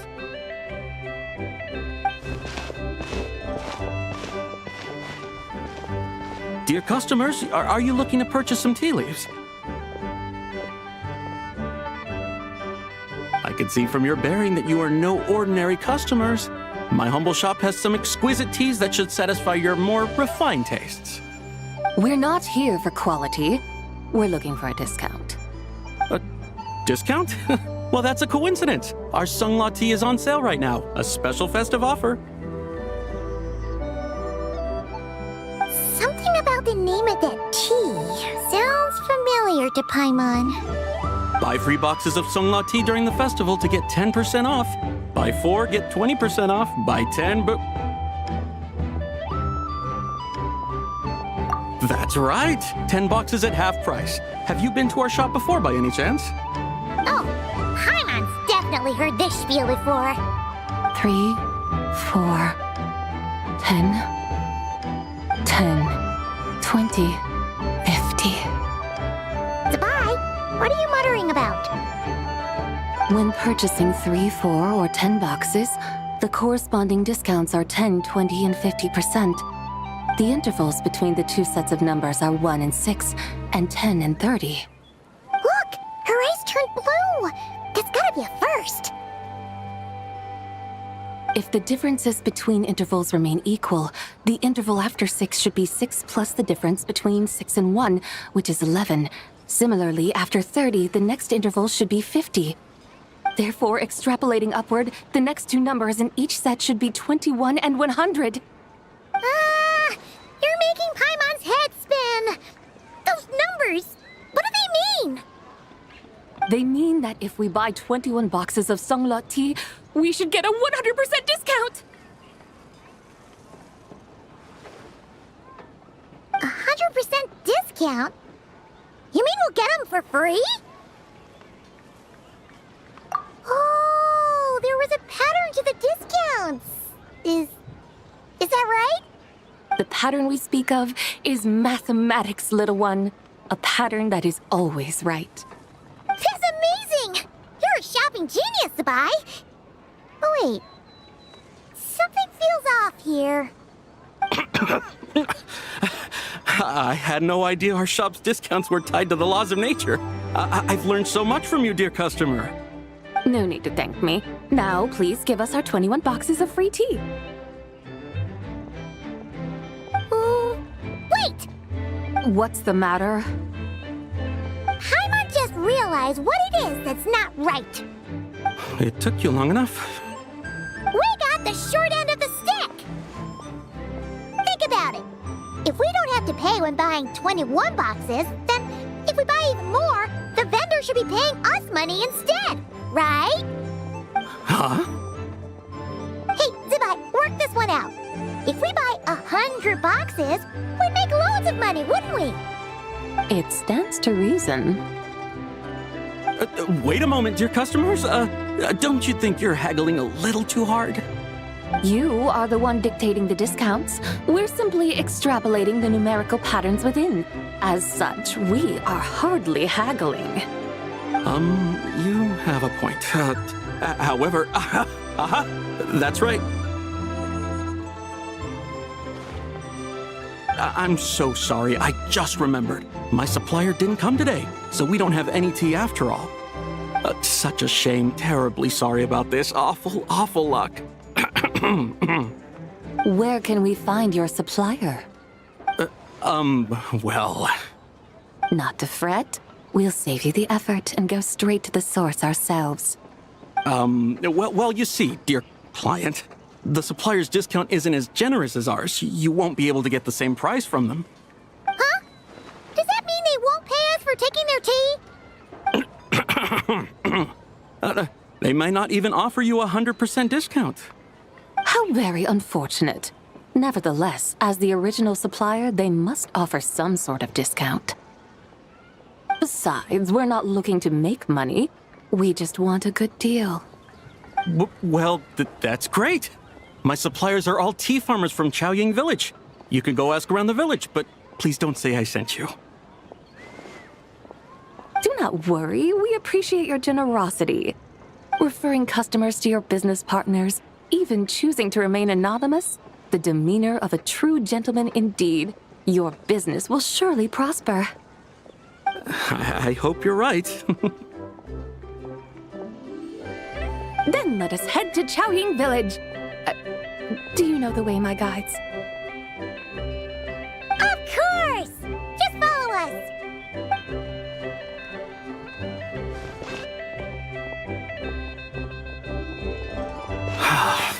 What otherworldly beings were those? Thank the heavens I managed to send them on their way. I should hurry home and pray to the White Horse Adeptus. May she bless me such that I never encounter such customers again.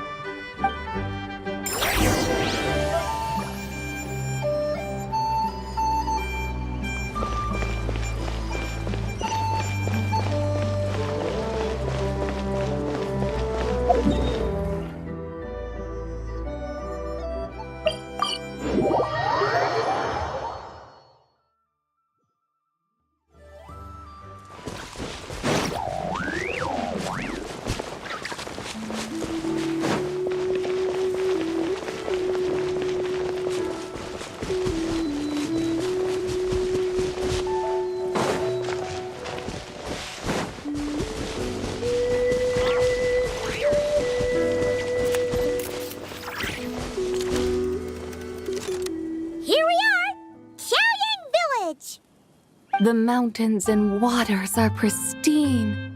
They embody the beauty of heaven and earth. It's a good-looking place, all right. But it's hard to enjoy the scenery when Paimon can't stop thinking about all that tea-buying Mora we're missing out on. Should fate dictate, Mora will find its way to you sooner or later. Well, Morak certainly finds us often enough. He even sought us out in person this lantern rite.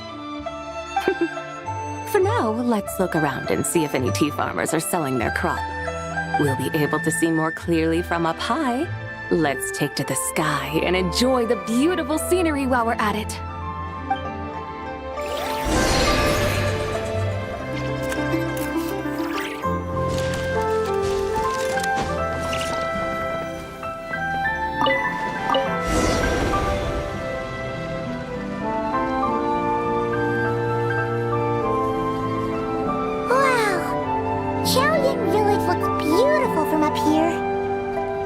Indeed, the houses here are quite different from those in Liyue Harbor.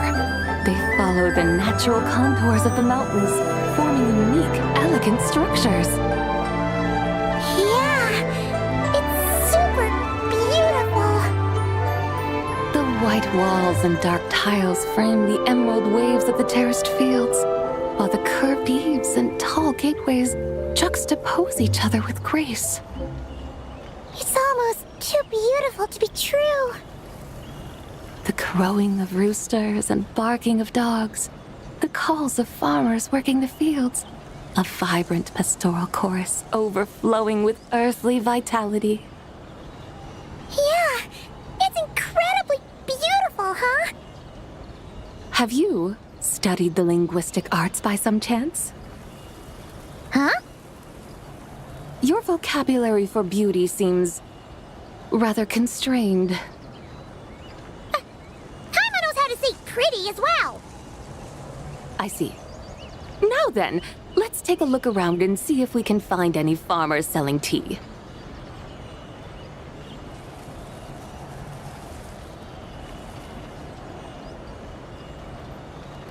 Look! There's someone in that tea field! And they look kind of familiar. Wait, is that Lu Xiangxiang? And who is that? Oh, you'll remember her once you see her up close.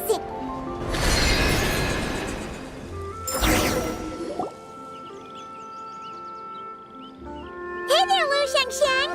It really is you! Huh? Paimon, Traveler, and the White Horse Adeptus. Fancy seeing you here. The White Horse Adeptus has a name now.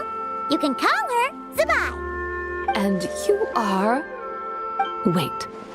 I remember now, you're... Don't say anything about food poisoning or fish.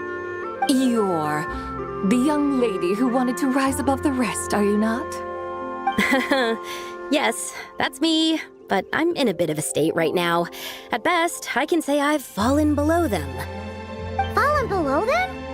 What happened?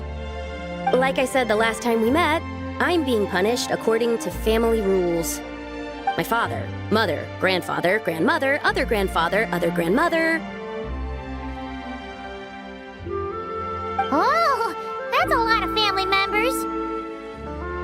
Yeah, and on the night of Lantern Rite, they held a family meeting to discuss my situation. So, they do care about you. There's no doubt they care. But they think that since I caused all that trouble in Liyue Harbor, it shows I can't be trusted on my own. They decided to ground me. Ground you? Yeah, though they're not confining me to my room. Instead, I have to personally nurture a tea seedling until it grows big enough to be sold at market. Aw, a tiny little tea baby. Do they want you to experience what it's like to be a parent? It's supposed to cultivate my character and temperament. They say this will help me calm down and reflect on my issues. What happened in Liyue Harbor really wasn't your fault.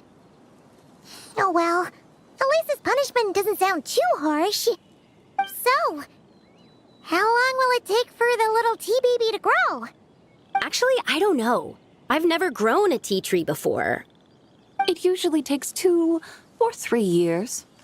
2 or 3 years? Yes, the tea in this garden requires 2 or 3 years to mature.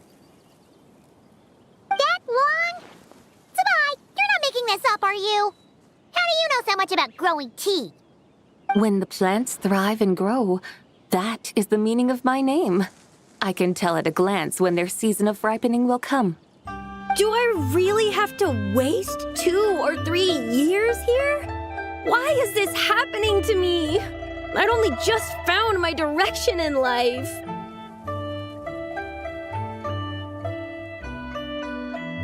Yes, during the night of Lantern Rite, I heard many people reciting poems from Long Gone in praise of the moon. In that moment, I suddenly felt a great sense of pride. I mean, I helped excavate cultural artifacts from Long Gone, so I contributed to the revival of these poems too, right? So I decided to stay with the archaeological team. I want to unearth even more history. I see.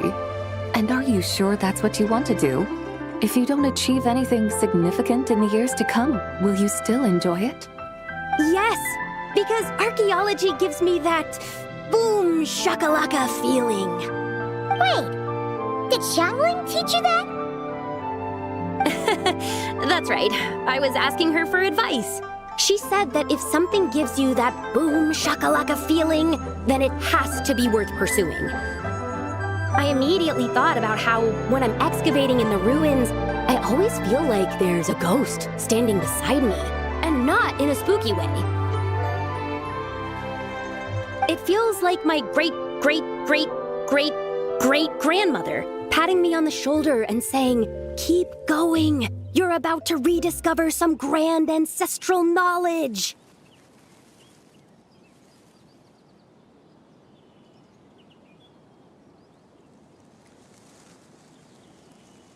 Right? It feels like I've made some kind of connection with my ancestors. Isn't that amazing? Since you've made up your mind, you should give it your all. And I'd love to, but I'm still grounded. Run away, summon up a little boom shakalaka, and leave the tea garden behind. Flee this village. That might be going a bit far. You don't want to lead others astray, Sabai. Yeah! Tell them about your great-great-great-great-great-grandmother. She must be the most super-duper ancestor to have ever risen above the rest, right? I'd be better off telling them about the White Horse Adeptus. After all, she's the supreme riser above the rest who saved my great-great-great-great-great-grandmother. Then it's settled. Tell your family that your decision has my blessing. Thank you, Tsubai, but I don't think cosplay is going to work on them. They won't listen. They don't need to listen. You need only follow the rules they've set out for you. What do you mean? As I'm sure you know, some ancient texts refer to the White Horse Adeptus as the Daughter of Time. My family history contains such records, but what of it? If the White Horse Adeptus were to manipulate time to make your tea seedling grow overnight, then you'd be free, correct? Is that how it works? If the White Horse Adeptus were to really get involved, my grandfather would let me leave right away. But who really believes that she'd show up and help? It's not as if you have any other options. Why not try calling out for help? It won't cost you any more. Guess I might as well. I've got no better ideas anyway. White Horse Adeptus, if you can hear me, please save me from my predicament.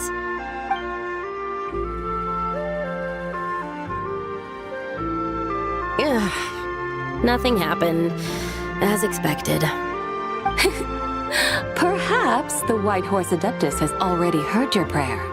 Why not come back here tomorrow and take a look? By then, the seedling you planted may well have grown into a thriving tea tree. Thank you, Tsubai, for trying to comfort me. I do feel better now, kinda. But can't Can she really do something like that? Oh, it's getting late. Why don't you all stay at my house tonight? My family may be strict with me, but they're always welcoming to guests. That sounds great! Let's get some sleep and then come back here tomorrow to see if our tea baby has grown.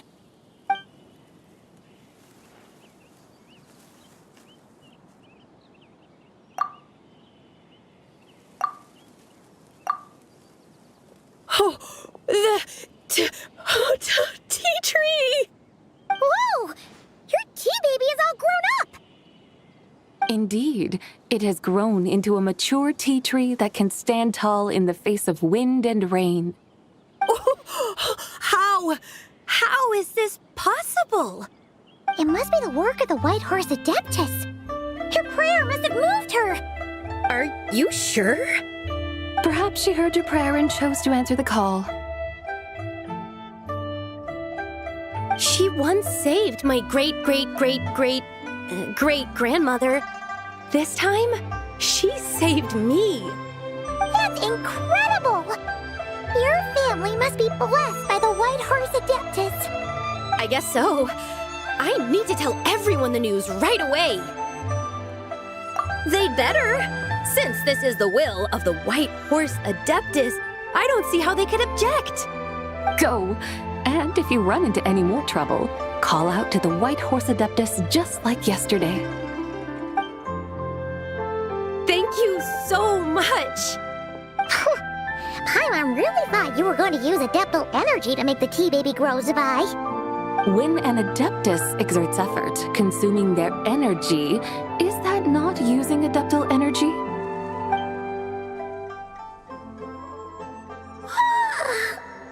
Alright. What are we doing out here in the middle of the night? We're here to help Lu Xiangxiang fulfill her wish, of course. Can you really make the tea baby grow? It won't be easy, but there are ways.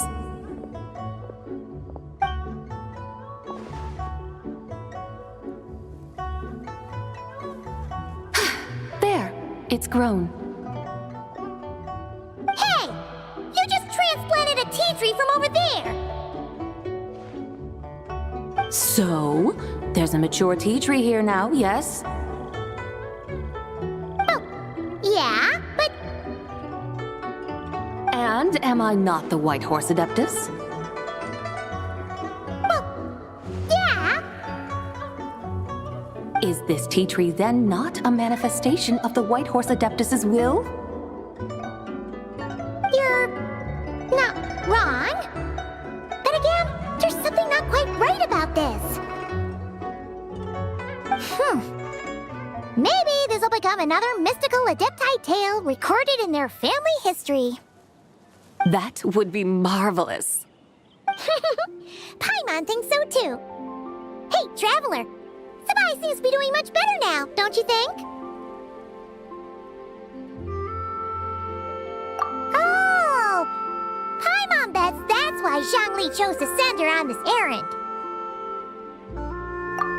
That's a great idea! We've already shown her Liyue Harbor, Yulong Wharf, and Xiaoying Village. How about we head to Qingce Village next? Qingce. That name sounds familiar. The scenery there is really pretty, too. It's the perfect sightseeing spot. How about we show you around? I must say, I have been mightily impressed by the mountains and waters of Liyue. Please lead the way, my dutiful guides. All right, let's go!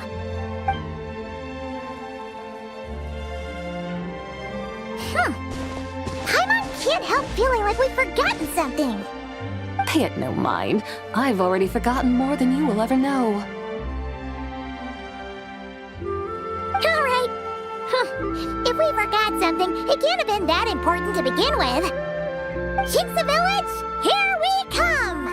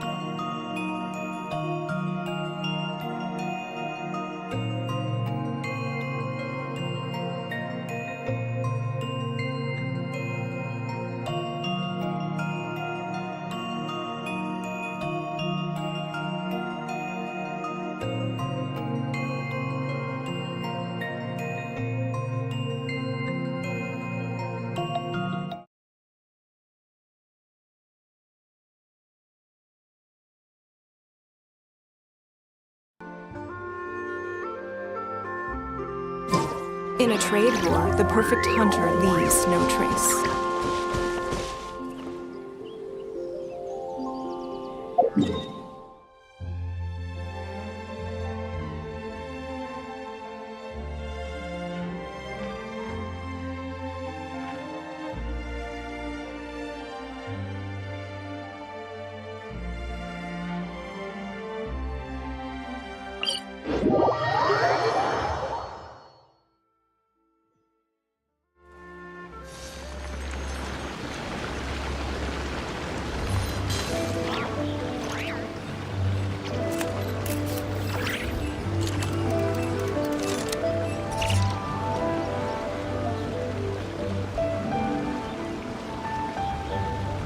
Even if an antique is priceless, the happiness it brings lasts for only the moment that you obtain it.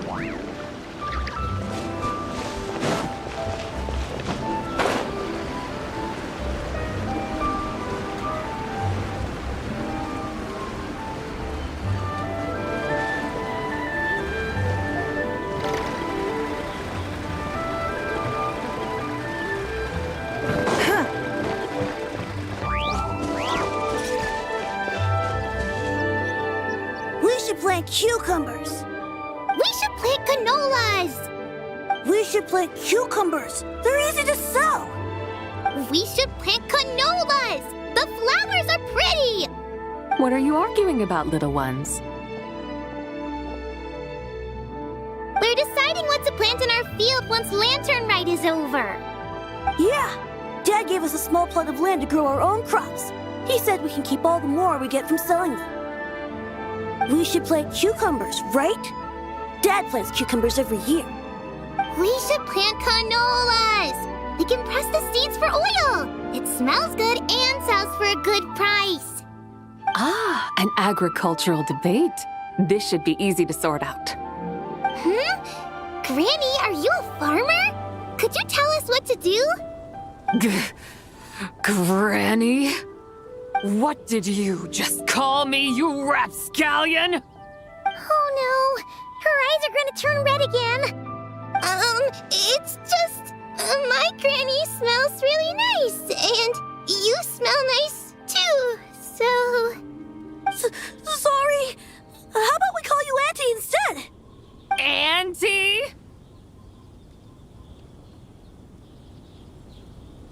Oh, all right. Big Sis Zubai, can you help us decide whether we should grow cucumbers or canolas in our field?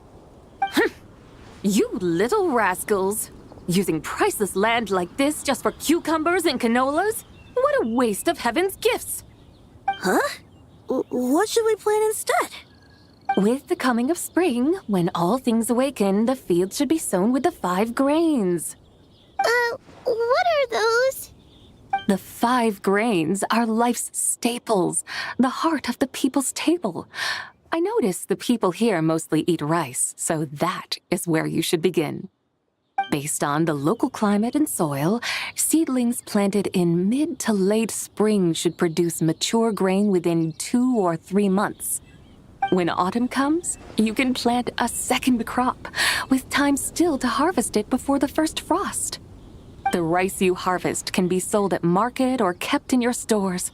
It's a far better choice than cucumbers or canolas.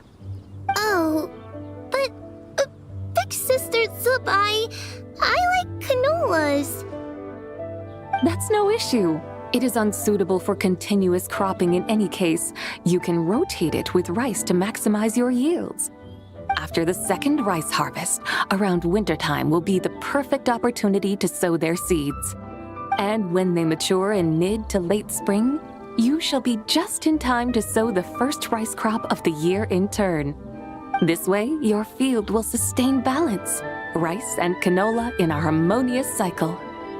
Wow! That means we'll have crops to harvest all year round! Wait a minute! If rice and canola take up the whole year, what cucumbers! A firefly dares rival the brilliance of the moon? In what twisted universe should cucumbers vie for land with rice? Big Sis Zubai! You're going to hurt Lil Lee's feelings! Auntie hates cucumbers!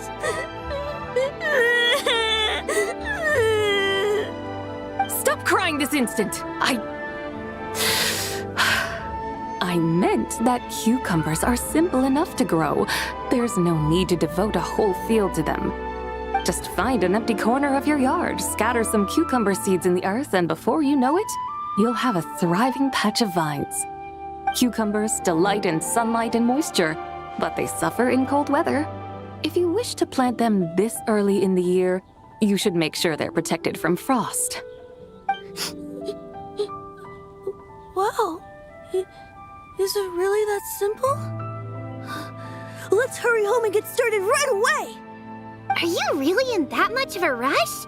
Well, thanks, Big Sis Zubai, who's fierce but really good at farming. We gotta go! Thanks, Big Sis Zubai! See you around! Paimon never imagined you'd know so much about farming.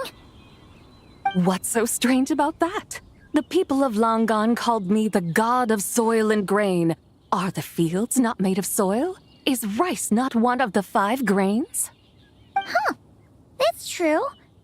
So, if the god of soil and grain is a farming god, that means the White Horse Adeptus must be a farming adeptus, right? Of course the god of farming is down to earth. Mind your tongue, impertinent child. How dare you diminish the lofty bearing of an adeptus? Hey! You're the one who said the god of soil and grain is all about farming. Enough! It's time for us to take to the skies once more. Join me now. Witness the majesty of mountain, water, and field, and broaden your horizons.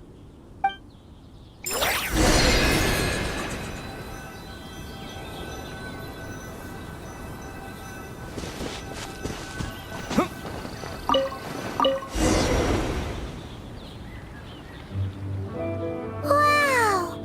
The terraces look so pretty from up here.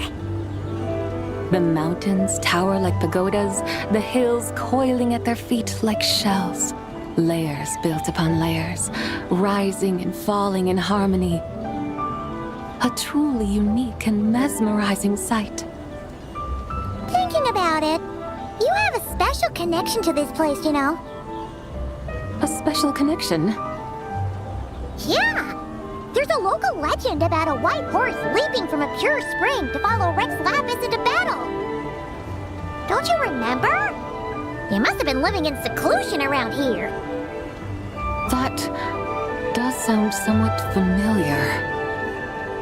Oh, and if we keep going up this way, we'll reach a super-duper spooky spot. You might have a connection to that place, too. There's an ancient array that seals away the remains of a fallen god. A god's remains? Yeah!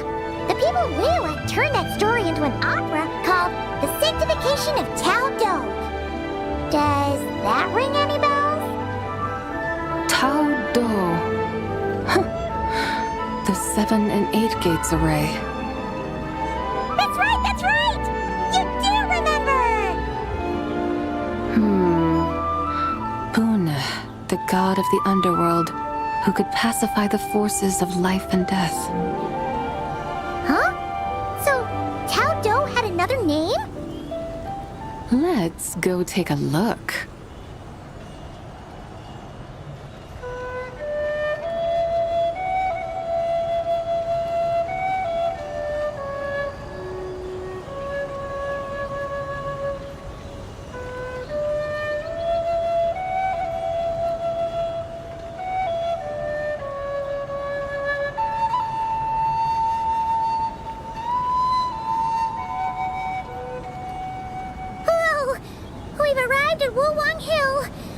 The atmosphere just turned spooky.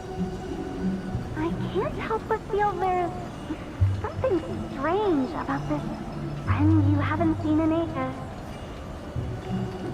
Huh? Paimon thought like she heard someone's voice. Let's head down and check it out.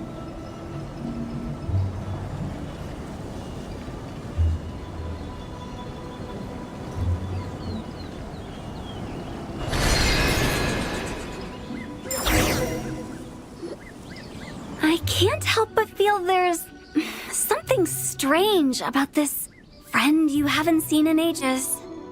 Strange? Whatever do you mean? Her strangeness defies description. This Miss Zabai is a full-blown enigma, don't you think? I'm afraid I have no idea what you're talking about. Aren't you worried about sending her all the way to Yilong Wharf on her own to buy tea? What if she gets lost? Where there are people, there are paths. Now I'm the one with no clue what you're saying. She can ask for directions. And then what? She will meet strangers in unfamiliar lands, build friendships, part ways. Hers will be a long journey indeed. The further the journey, the more footprints one leaves behind. The deeper those footprints, the harder it is for time to erase them. Ah, so you want her to make new friends? I see. But from what you say, it sounds as though she's not from Liyue. I believe she was not, but perhaps she will be. You're sounding stranger by the second. Huh. Oh, over there. Oh, look who's here. Hotel! Zhongli! What are you doing here? Traveler, Paimon, fancy meeting in a place like this. Oh my, and Miss Zabai too. Sounds like fate to me. We were taking Zabai to buy some tea from Yilong Wharf. Zhongli sent her there, though she didn't even know the way, and... Oh, drat! We forgot the tea! Oh, Paimon knew we were forgetting something! Why didn't you say so earlier then? What's done is done. There's no need to dwell on it. Fresh tea grows with each passing year. Let fate deliver it as it wills. Exactly. You can get tea wherever you go. You're hardly running low now, are you? Paimon feels a lot better now that you've said that. Still, I'm a little confused. If you were buying tea, how did you end up all the way out here?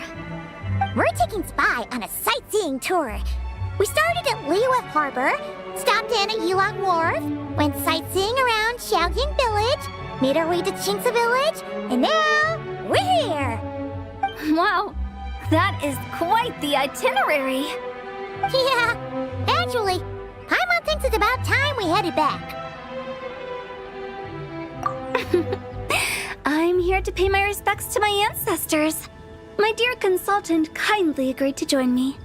It is Lantern Rite, after all. Adepti and ancestors should be venerated alike. Ancestors? Wait, could you be? Are you heir to the Wu-Wong kid? Or perhaps the lone butterfly of the Crimson Flame? Whoa! Have you got all your memories back? Huh? Miss Zabai, you know about the Wangsheng funeral parlor and the 8 adepts? I happened to hear a storyteller expound on the sanctification of Tao Do. Lots of people know that story, sure, but very few can discern my family lineage from just a glance. Well, Zhongli, your friend here really is quite something. Unfortunately, there's no time to dally right now.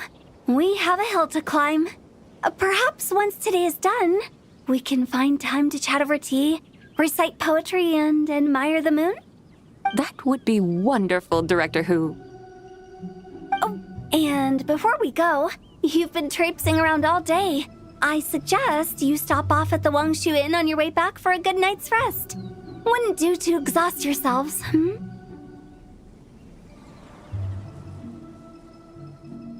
Don't mention it. All right, we'll take our leave now. See you later.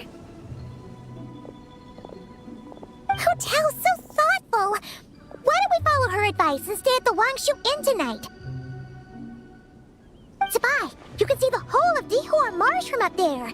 The view's amazing. Plus, you can sample Smiley Yin-Xiao's cooking. Wangshu. An intriguing name. It couldn't hurt to check it out.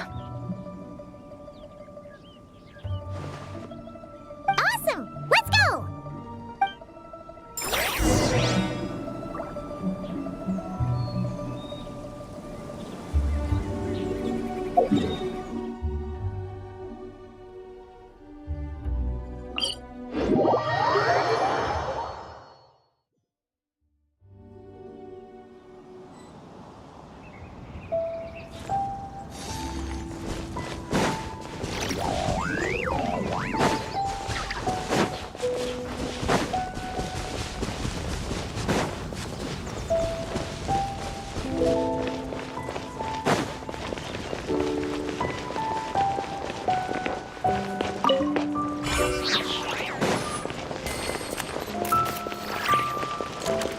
Your life is mine.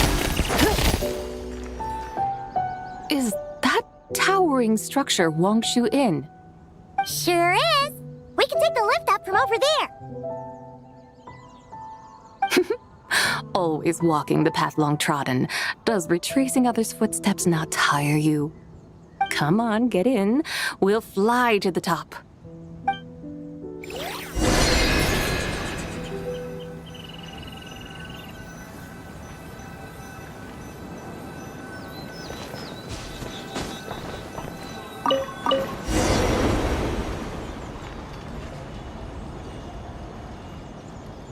Are we really going to fly up to Wangshu Inn? Isn't that a bit showy? All the guests are going to see us. Is that a bad thing? To be able to witness an Adeptus. This will surely add to the inn's appeal, not to mention the room prices. The owner will thank us. You seem to really like showing off your powers. This inn's architecture is incredible, and the surrounding countryside radiates a picturesque charm. No wonder the new proprietor of the Baiju guest house thinks he can't compete and has decided to change his own establishment's name. The new proprietor? Ah, you mean Lu Shengsheng's dad. So you know about that, too. Personally, Paimon thinks it should go with something like Rex's Rest. That's a contender's name if Paimon's ever heard one. A fitting name indeed. So you think the guest house should change its name, too? Paimon kind of thought you'd say something like, such sacrosanct traditions must never change. Time flows ever onward. Why should the rules of yesterday be carried forward into the world of tomorrow? The people of today should determine what is to be kept. Huh. You're not as old-fashioned and stuffy as Paimon thought. The years ebb and flow, seas recede to reveal fields. In the vastness of time, I am but a wild horse in a boundless sea of dust. Even Rex Lapis, having waded through the waters of the river of time, is not quite the same as before. Zhongli, what was he like before? That is another story for another time.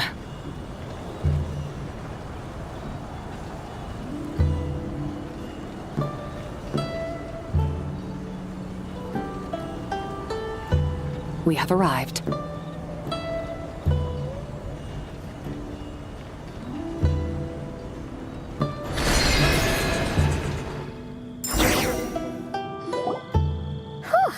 This is the first time Paimon's ever flown up to Wangshu Inn on a chariot. Everything's so different when you're up high. Wangshu. Like moon lanterns and shao lanterns. Might it all be a coincidence? What's a coincidence? Do you not know what Wangshu means? Not bad. You're clearly much sharper than your diminutive companion. Wong Shu can refer to the moon, but its original meaning is actually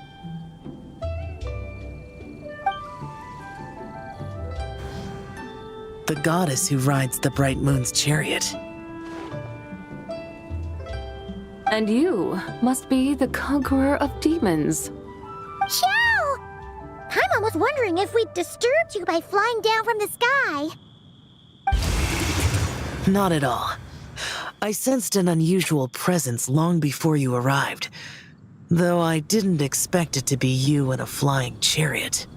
Ah, a witness at last. I was starting to think we should fly a bit lower. It would be awfully dull if no one ends up marveling at my lofty bearing.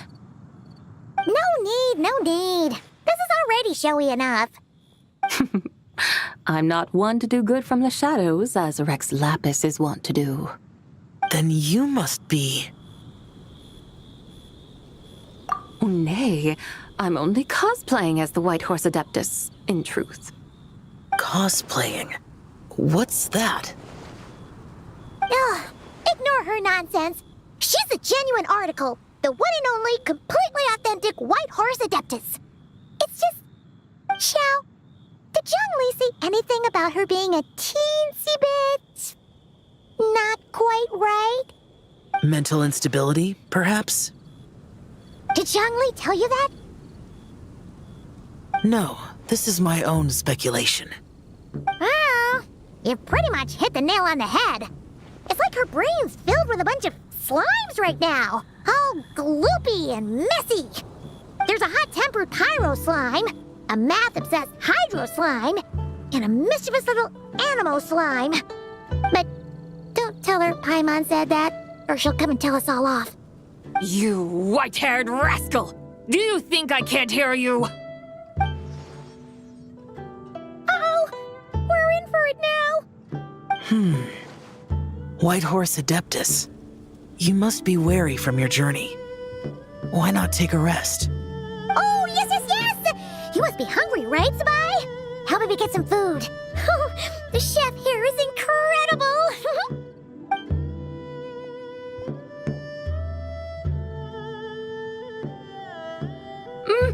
It's so hot! So spicy! Are you okay? Do you want Paimon to get you some water? Don't worry about me. I just need to pace myself.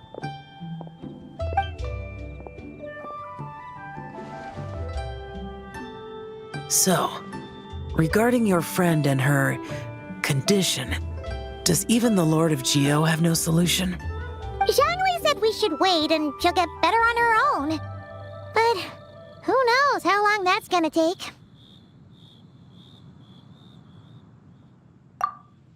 Is that why her personalities change so easily?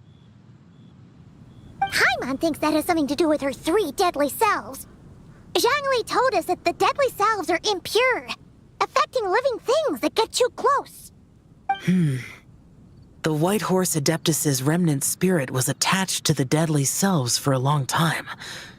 It makes sense that her temperament and memories would have been influenced by them. But Paimon still doesn't really understand what the 3 deadly selves actually are. Paimon, as you do not practice self-cultivation, I cannot help you fully understand. But you can think of them simply as emotions and desires.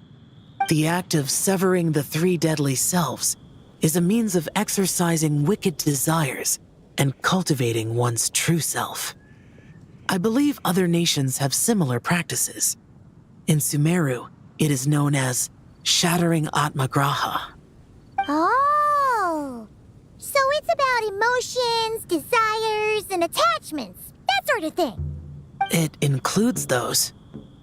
I wonder, does she still remember what happened in the past? Some of it, but right now, it's like she was suddenly awakened. Like she's still half dreaming. The half that's still dreaming might remember things, but the half that's awake doesn't quite get it. Conqueror of demons, are you looking to learn about Rex Lapis's past from me? You are an old friend of his, so please, call me by my name. But Conqueror of Demons sounds so much more imposing. In days of yore, he was the Lord of Geo, Heaven's Star. Huh? You said the same thing the day you came back. But what does it mean? I'm afraid I can't remember. Hey! Did you really forget? Or are you just pretending so you don't have to tell? Why not ask Rex Lapis himself? Whether I've forgotten might be up for debate, but I am certain he remembers. He must have his reasons for not raising the past, and you likely have similar concerns. I shouldn't have asked. An answer that suits your style, General Elatis. Now that we're on the subject, though, I suddenly remembered something. Which is? In the distant past, there was a feast, which I attended. I faintly recall the Lord of Geo also being present that day. Oh! And then? What happened? Among the dishes served, there was one that could be found in every household throughout Langan at the start of spring. A dish called Flavor of Spring. I suddenly remembered the recipe for this dish. Is that it? Yes! Since it's Lantern Rite here in Liyue, why don't I make some for you to try? That sounds good.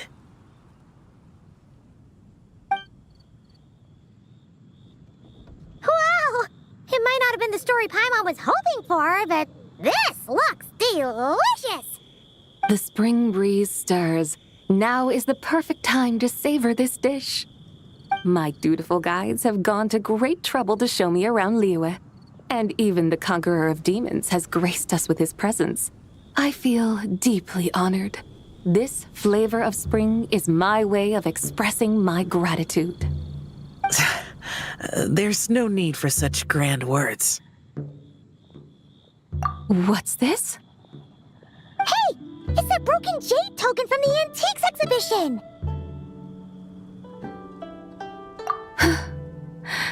Indeed. This was once an Adeptal treasure of mine. I'm amazed it ended up in your hands. Alas, it serves little purpose now in its fractured state. Please, keep it as a memento. Oh, that's a shame. Can't we fix it? This is the way of the world. Once jade is broken, it can never be made whole. Then, what about forging a new one? That is a good point. That it has ended up in your hands must be a message from fate. I could try to craft it into a little trinket for you. One that might prove useful on your journey. Ooh! What sort of trinket? It's just a passing thought, one that will require the right opportunity. I'll think about it more when the time comes. Now that we've had our fill, we should get some rest. Tomorrow we return to Liyue Harbor, where I'll have need of your guidance once more.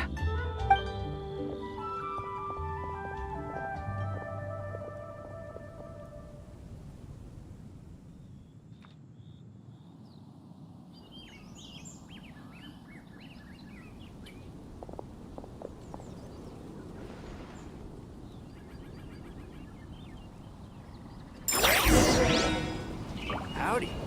Please, get straight on in.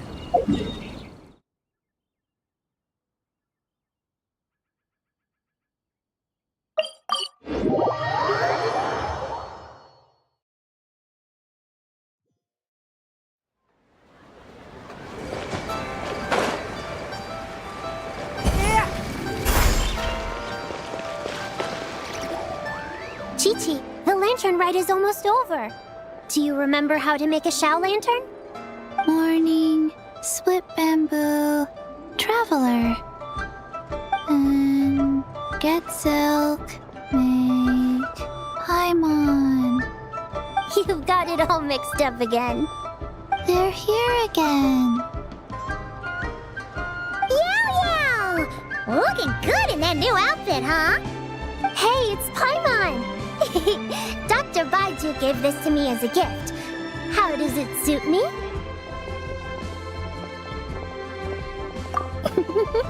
Thank you. Wow!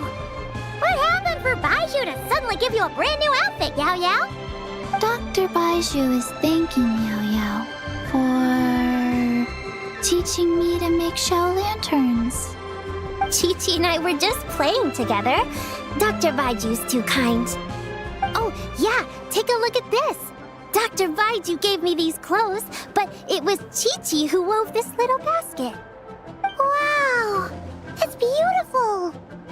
When did you become so good with your hands, Chi-Chi?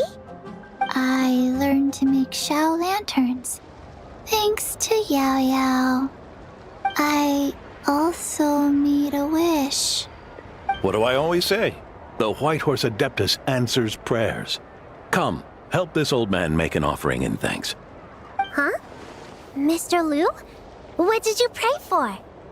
For my idiot son to finally come to his senses and not change Baiju Guest House's name, which he has. Huh? He's keeping the old name? Listen to this. My granddaughter planted a tea seedling in our village just a few days ago. She made a prayer to the White Horse Adeptus to help it grow. Overnight, her seedling flourished into a mature tea tree. Oh, that sure does sound like a miracle. Could the White Horse Adeptus really have helped it grow? Of course she did. Oh, White Horse Adeptus, how blessed is our family over whom you keep watch. Truly, this is an extraordinary miracle. You must record it in your family history without delay. Of course. Huh? Is that you, Miss Zibai? Indeed. I have a long-term booking at your guest house. Yes, I recall. Mr. Zhongli said to charge your expenses to the Wangsheng funeral parlor, if I remember correctly. That Zhang Li. Always making trouble for poor Hu Tao. I noticed when you were here last that you bear a striking resemblance to the pictures of the White Horse Adeptus in my family history. You both have golden eyes. Perhaps fate has had a hand in our meeting. And a glad meeting it is, Miss Zabai. Now why don't I gift you some tea from my garden to celebrate this encounter? We grow Sunglaw tea there, and it has quite the reputation throughout Yilong Wharf. I hope you will accept it. Oh! Sunglaw, buy 10 boxes, get half off teas, back on the menu. Buy 10 boxes, get half off? Don't be silly. This is a gift. It's free. Woohoo! Nice! Thank you so much, Boss Liu. There's no need to thank me. You're a visitor from out of town, which makes you an honored guest. Make yourself at home. Lantern Rite may have ended, but the streets are still bustling with activity. Make sure to take everything in, meet some new friends, and enjoy your time here. And that goes for you kids as well. Happy Lantern Rite. Got it, Mr. Liu. Happy Lantern Rite. Yeah! Happy Lantern Rite, everyone! Happy Lantern Rite indeed.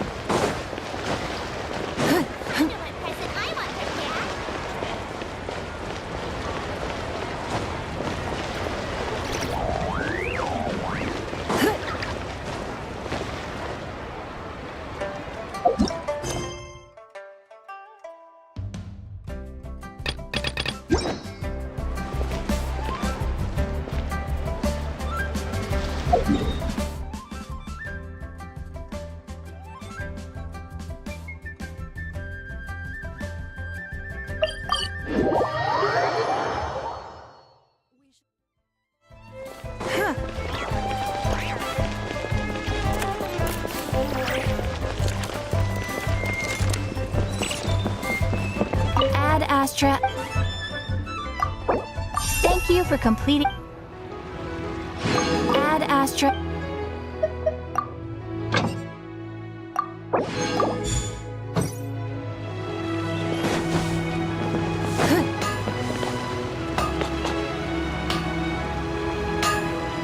Anfeng's Ironmongers, here to serve.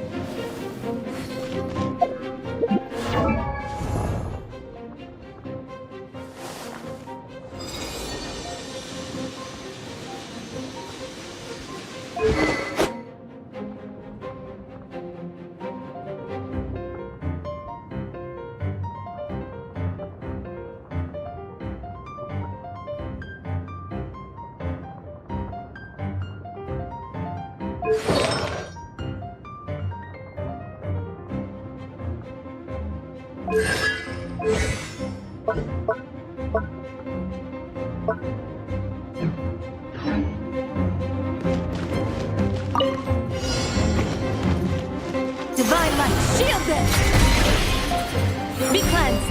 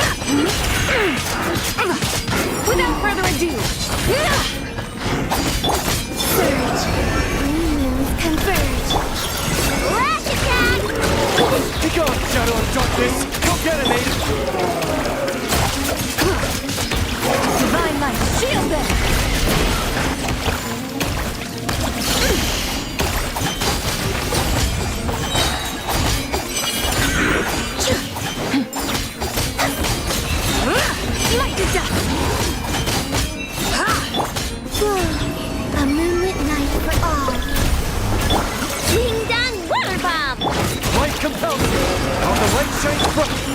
authority! The sky's clear! The glaive will shine! Selected dust!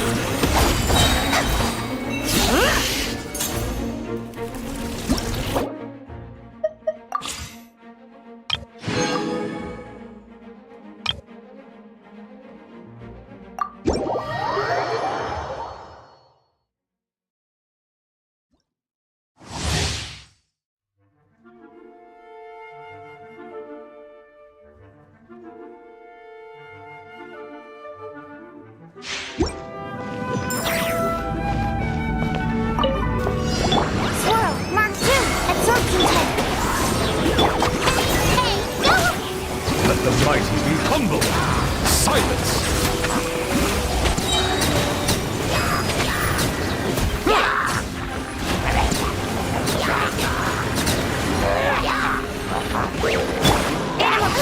Animal hypostasis and your shadow raven! Love night! You're up! Be sanctified.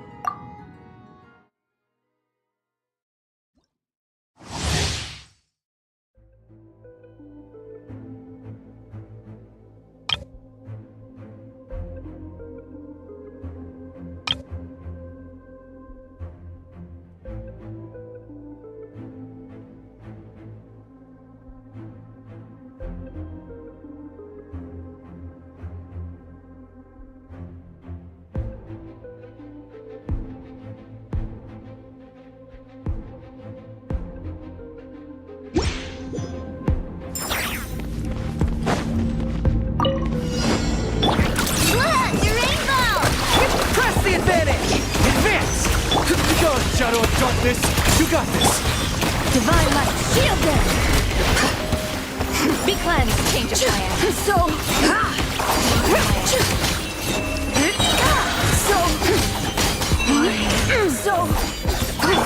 Ding dong water bomb! Everyone on me! Charge! Lofty wisdom will show us the way! Light compels you, while the light shines bright!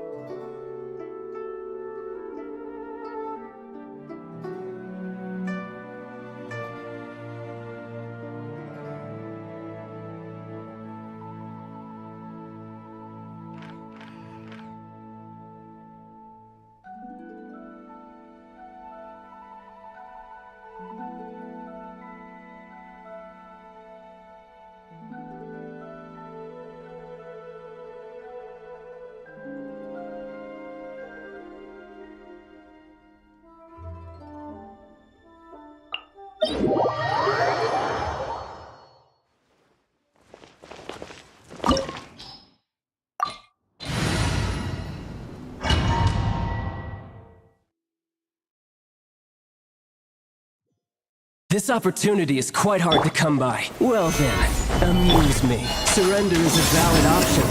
I promise I'll be gentle.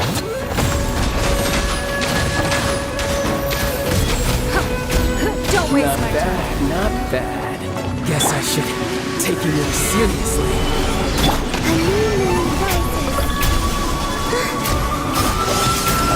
Something else catch your eye?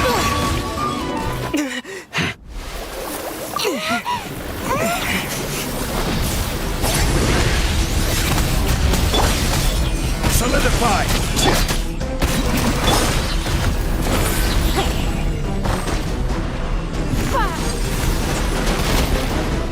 It's nothing. You're cut above.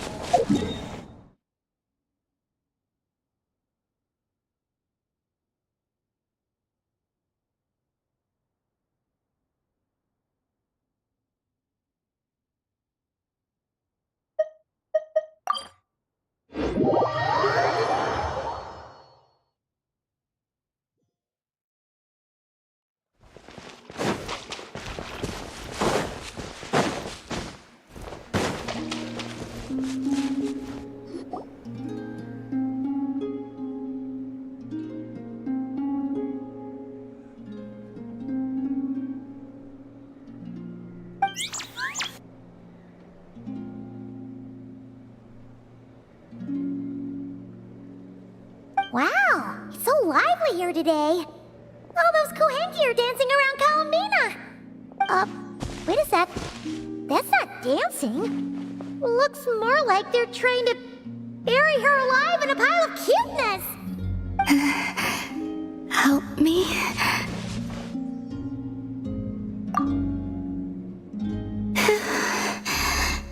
Thank you. Why were the Kohenki acting like that just now? They're not usually that energetic, are they?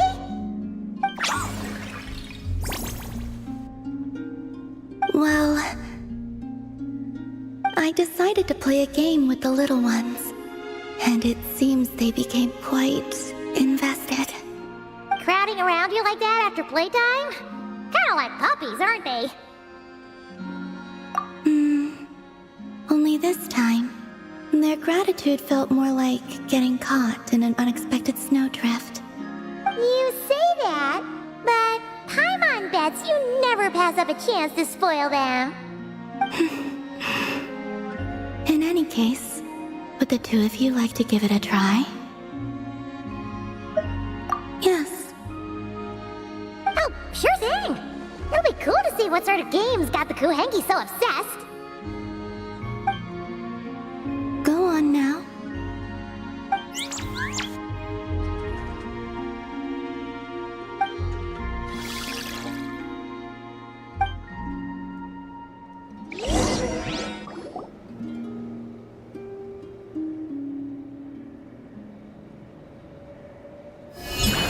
All you need to do is guess the image. Huh? But it's way too abstract. Did you actually manage to get the right answer when you played Columbina? No, I guessed wrong more often than not. Huh. Well, Paimon's gonna quit while she's ahead. Why don't you take a guess, Traveler?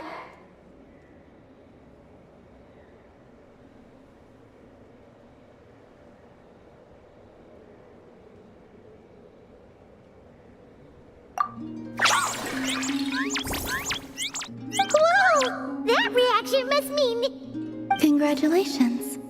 Your answer is correct.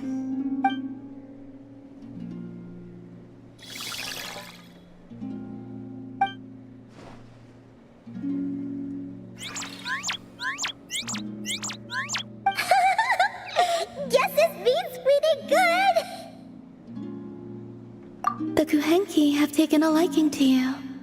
I can feel it. They are at ease in your presence. Just as Rhyme-horned deer fawns are given to bathing in the moonlight, so too are the Kuhenki drawn to that which radiates from your heart. Oh! And what would that be exactly? A certain kindness and gentleness, I suppose.